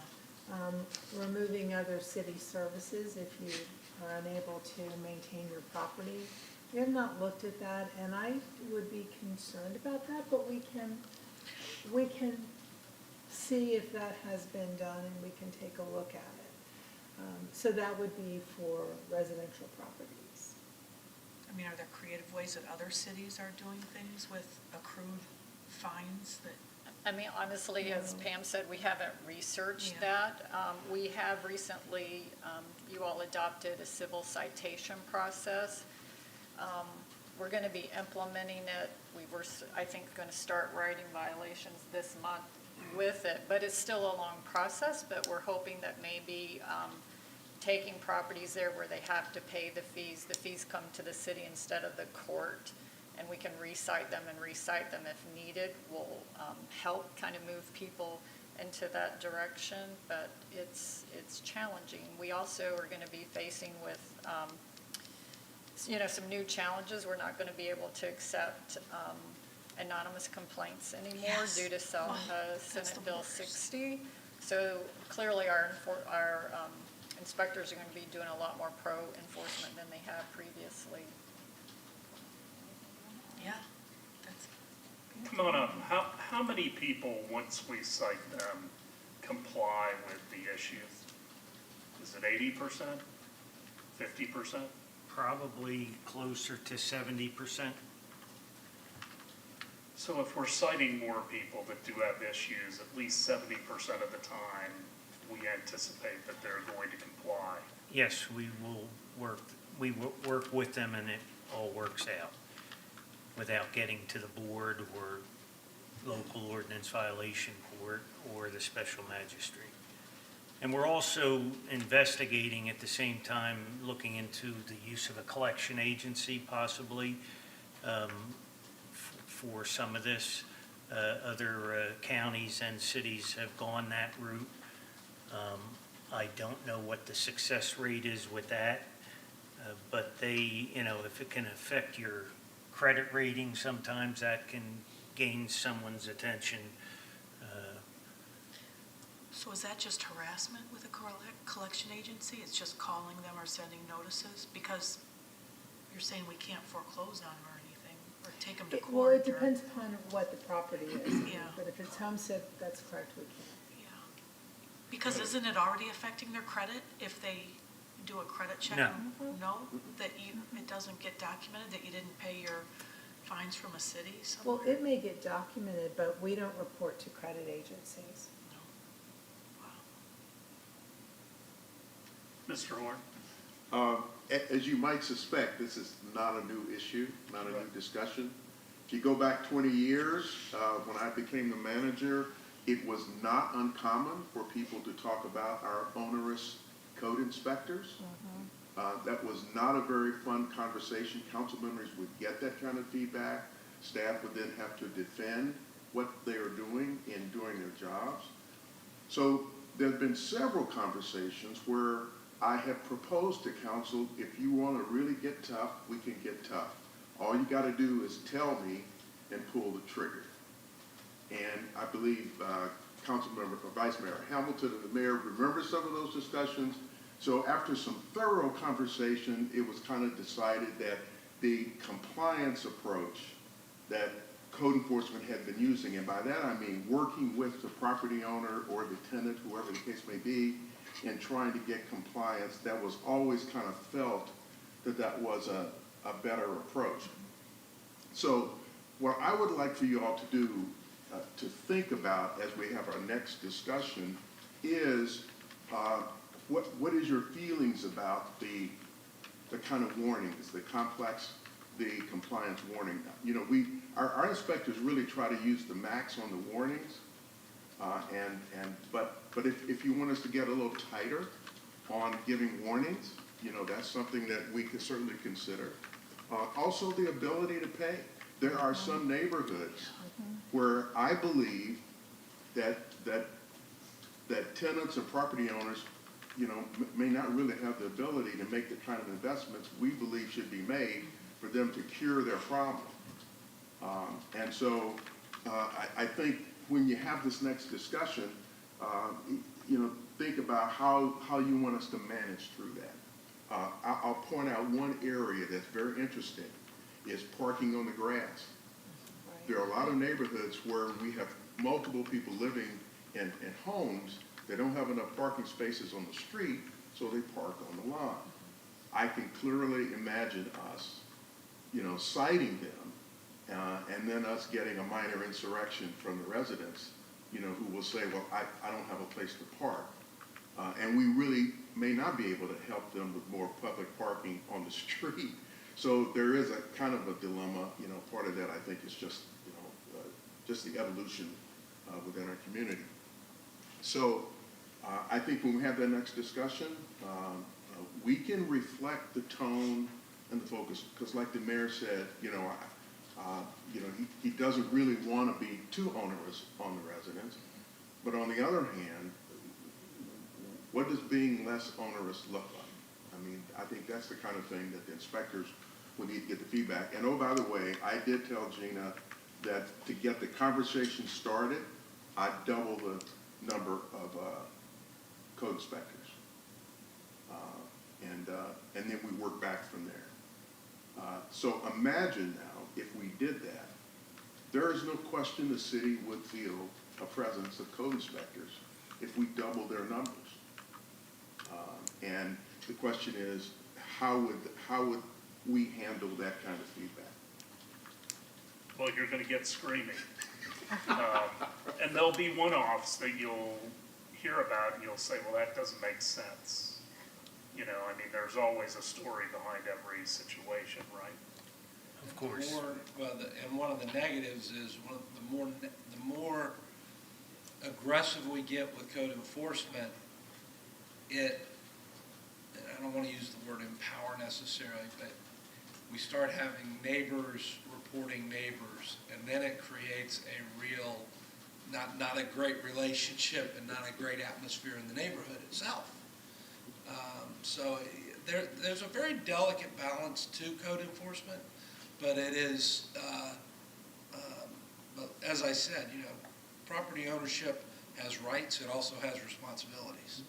And it's a delicate balance, and if we need to be a little more forceful with how we balance it, I'm okay with that, but I don't want to get to the point where we're pitting neighbor against neighbor and creating issues for law enforcement and everybody else. So, Councilmember Albright. So I like I like what the code enforcement is doing now with helping resolve the issues and the problems and working with people. But I do think that once they get past that and they can't get any further with it, that there should be something that, if we can't do a foreclosure necessarily for the worst cases, then maybe we should look into doing some kind of a credit score affecting the credit, because right now, I'll tell you what, you can't do anything without everybody looks at your credit score, and it affects the way you live on a daily life. So might be something that might give us an extra tool in the box. I think so. Councilmember Bunker and then Beckman. Well, the people who are living paycheck to paycheck get hit the hardest. And I hate to see fines start piling up for people that they're completely unable to pay and affect their credit report. So it's a tough issue. I do think we need to help in some way rather than just punish. I was going to say, do you expect that, I would kind of expect, but I don't know, a significant drop-off in reports now that people do have to identify themselves? No anonymous complaints? I bet you're going to have a... Yes, we do get a lot of anonymous complaints in. And I think we're not going to have happy residents because of that. You must leave your name or we can't take action on it. Well, you're pretty much driven by, anonymous complaints. That's what I was always told. We're a complaint-driven system. They do, they're pretty good in their zones with their proactive enforcement. I would say, based upon what you see with violations going out, it's probably 50-50. It's as much proactive as it is called-in complaints. Mr. Horn and then Ms. Aiken. There's another side to that, and Ken and I have, throughout the year, we'll team up and deal with a neighbor who is known as a frequent complainer, and quite frankly, harassing their neighbors with their complaints. So this law will mitigate some of that from some of the neighbors who just are finding complaints that we go and look and check, and they're not really valid complaints.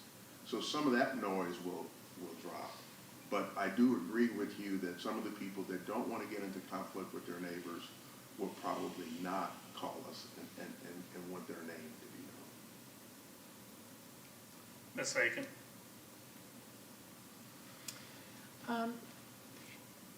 Over time, as the manager was saying, over time, and council's viewpoint toward code enforcement and liens has evolved tremendously. When I first came here, we would send once a year collection letter out from the clerk's office where there were mowing and demo liens.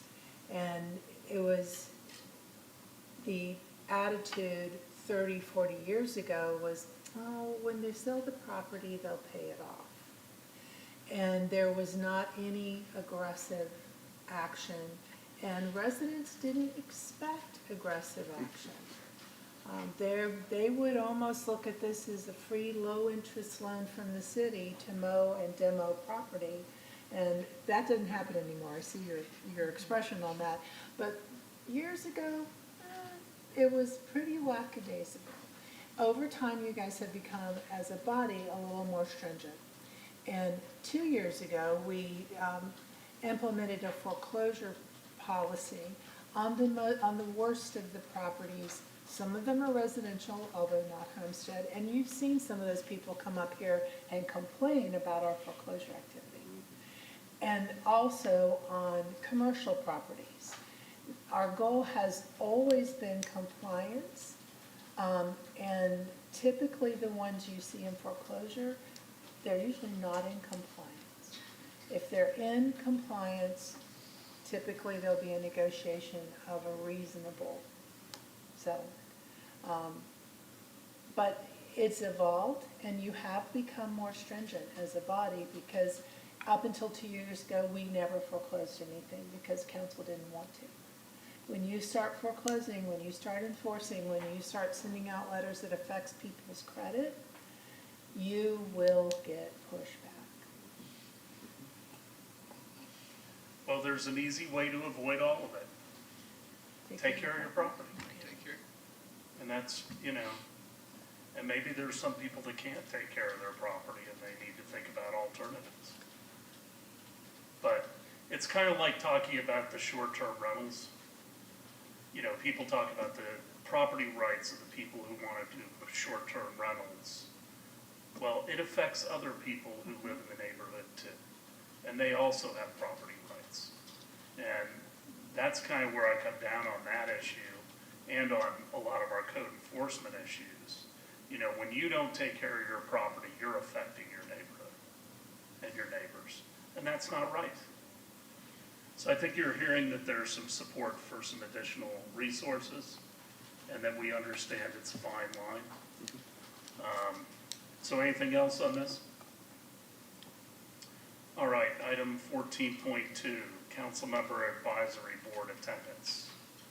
And we talked about this about 6 weeks ago, I think, and so we're back again.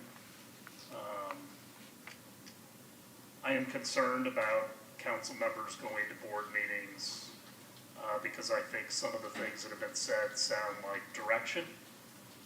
And I think we all agree on most things up here, but there are certainly some things we don't agree with. And, I don't want different council members going to different boards and saying different things that they take as direction. And I think when you come as a council member or the mayor, you hold a different place in the eyes of those board members. It's inevitable. I just believe that's the way it is. And so it's concerning. The city attorney and I talked about it at length. And I think she's done some more research and has a refined viewpoint. Would that be a good way of saying it? Yes, and I can, I don't have it with me now, but, well, I don't have it for distribution now. What I did is go back and look at all of the advisory boards and the direction that the code has for them and what their role is and what they were supposed to be doing. And they all have in their responsibilities, they report to the city council. They take direction from the city council. Actually, some of it still says commission because it's old, but it's still the city council. So this is not an area in which individual council members has authority to act. Now, so that just sort of sums it up. Each of the boards have different language. They all have one of them actually has an objective, but that's only one board. And that's an Environmental Advisory Board, provides citizen insight to the city commission and staff on environmental activities within and affecting the city. So, as the mayor was saying, the direction comes from the council as a whole, and the advice back comes back to the council as a whole. If you want more reporting, then you ask for more reporting. Some of them have specific things that they're supposed to be advising and reporting on. But it is pretty clear that this is not a place where individual council members have the authority to give direction. Now, it's different than giving direction to staff, which you are prohibited by charter. But by ordinance, the direction comes to and from council. So I would welcome us to have discussions about anything that we want to direct any of the boards to pursue. Or if we don't think that they're going in the right direction, that we can, give that feedback as well. But I think from what Ms. Aiken has looked at, it is clear that we as individual members should not be approaching boards. Councilman, Vice Mayor. I think, again, after having done this as long as I've done it, I don't feel like, and I can't go to a meeting of an advisory board and sit in the audience and them look at me as a citizen. I'm being looked at as a council member because they know who I am. So even if I have, concerns as a resident, if I stand in front of them, it sounds like it's coming from a council member. I think our boards are given they're there to be autonomous in what they do. They report to us, make recommendations to us, and when it gets to us, that's when we have the authority to agree, disagree, dismiss, or do whatever, take whatever action we deem necessary based on their recommendation. I think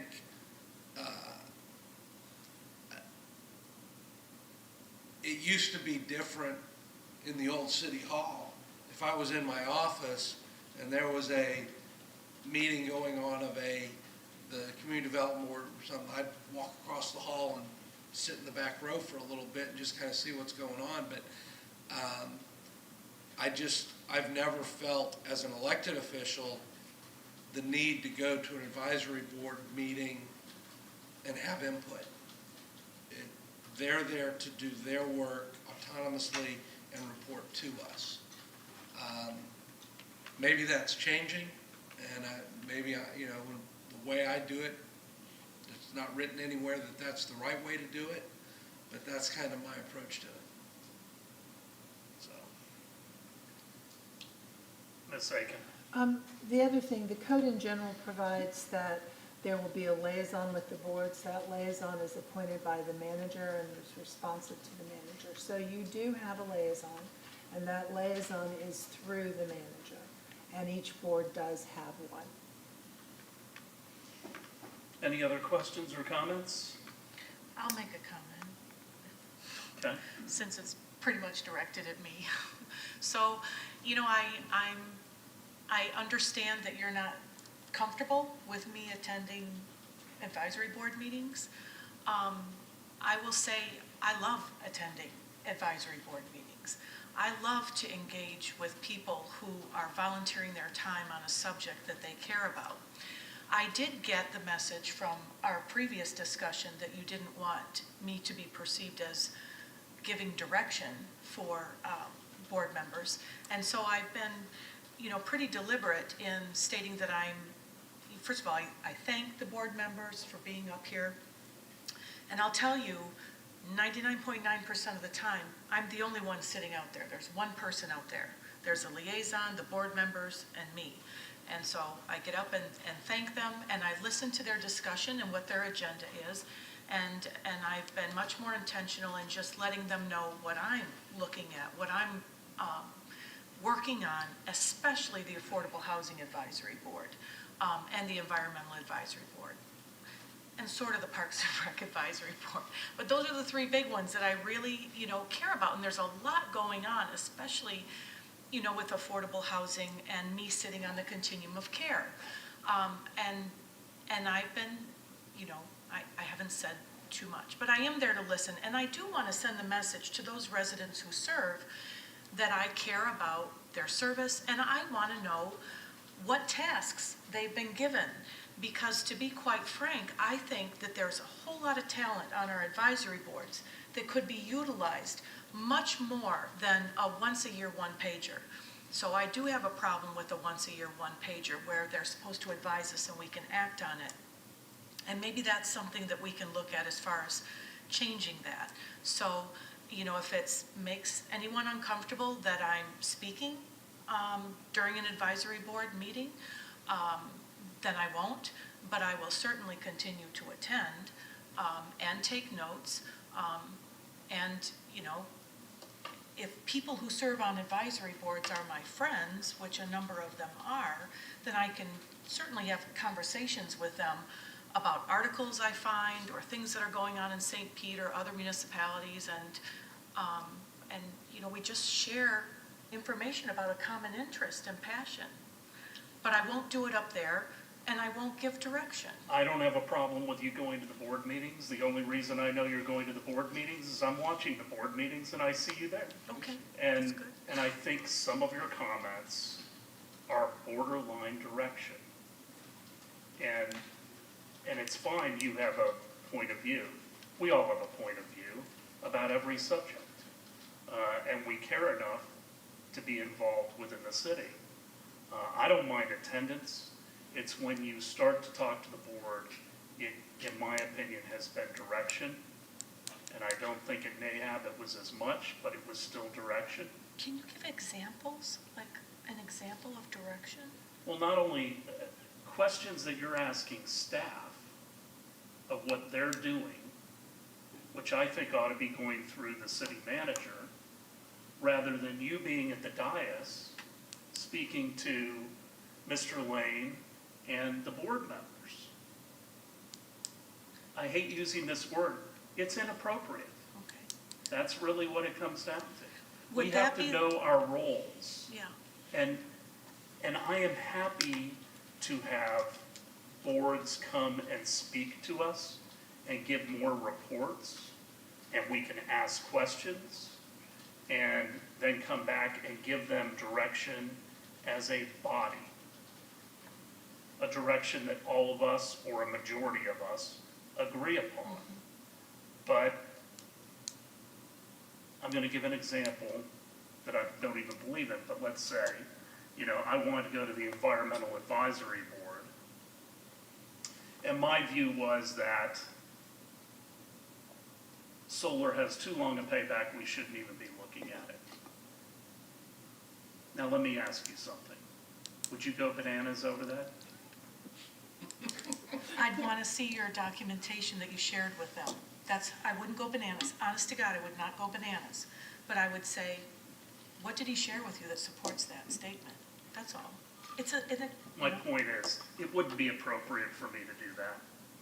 If we had a decision that was made amongst the governing body, and then we gave direction to the liaison to express that to the board, that's one thing.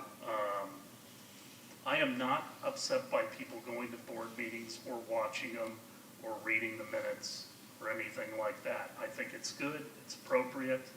I want our volunteers to understand that we value the time that they put into this, and it is significant for many of the boards. And that's one of the reasons we have the advisory board appreciation dinner and other things. And I have board members that I talk to all the time about different things. But I am very cautious about giving them direction. And that's it. No, I mean, I don't want to belabor this. No, it's fine. I won't speak to And you I for didn't it. even bring up your name. I just brought up the fact that I wanted to talk about it with the Well, entire I know council. what's, Well, I know you know that, but, and this is the way we have to have discussions. yeah. So, anything else on this? Any items that anyone would like to have added to future agendas? I have a question about, so we had Dr. Payne come and do a very thorough, thoughtful, intelligent presentation, and I thought you had said we were going to have a discussion on today's date, on our work session on that, but it wasn't on the agenda. Can you give me an update on what's going on with that? Ms. Call? It's on the agenda for the next work session council meeting. It's going to be the 17th, right? Isn't today the 17th? It was supposed to be the 17th, but I don't think, the direction really was for the actual council meeting, not a discussion day, and I was not aware if anybody had contacted the individual who is representing the one organization. So I was going to approach the city manager regarding that individual to see if somebody had contacted them to attend and provide feedback at the council meeting, if that was the intent. So you're saying we had Dr. Payne come and have a full special meeting, and we are not going to discuss it? Except at a council meeting? It's on the agenda for the next Work session. session. Okay, good. Work session, yeah. Not a vote on the council meeting. If Right. council wishes to make a decision or provide some action on it, then it would go to the council. Okay. I thought that was going to occur today. It was, well, the way when I heard the meeting, it was set for the second council meeting, and that's where my confusion was. Okay. And so that's why I needed to discuss with the city Okay. manager regarding, because I know there was one individual who wanted to provide input. Mhm. And if it's at a work session, there is no input. Well, we also didn't have that one individual come and give feedback because it was a very, they have a position. And had we opened it up to everybody who has a position, whereas Dr. Payne was pretty much neutral and talked about the pros and cons of the different systems rather than, as he said, he couldn't advise what system to use, only the pros and cons. Okay, so the intention is our next work session, we'll discuss that. And then if we choose to move it forward, then that free vote or whatever that organization And might it'll be be- interested, yeah, they exactly, can they speak can at a speak council on it. meeting for 3 minutes. Yes. Okay, So it's the 31st? that's like Memorial Day. It's the first because it's. The first, that's right, the Tuesday. So it's June 1st is the work session? Yeah. Okay. All right. Anything else? Okay, you've got a 2-hour and 10-minute break. We are adjourned. We'll see everybody at 2 o'clock for a imagined work session.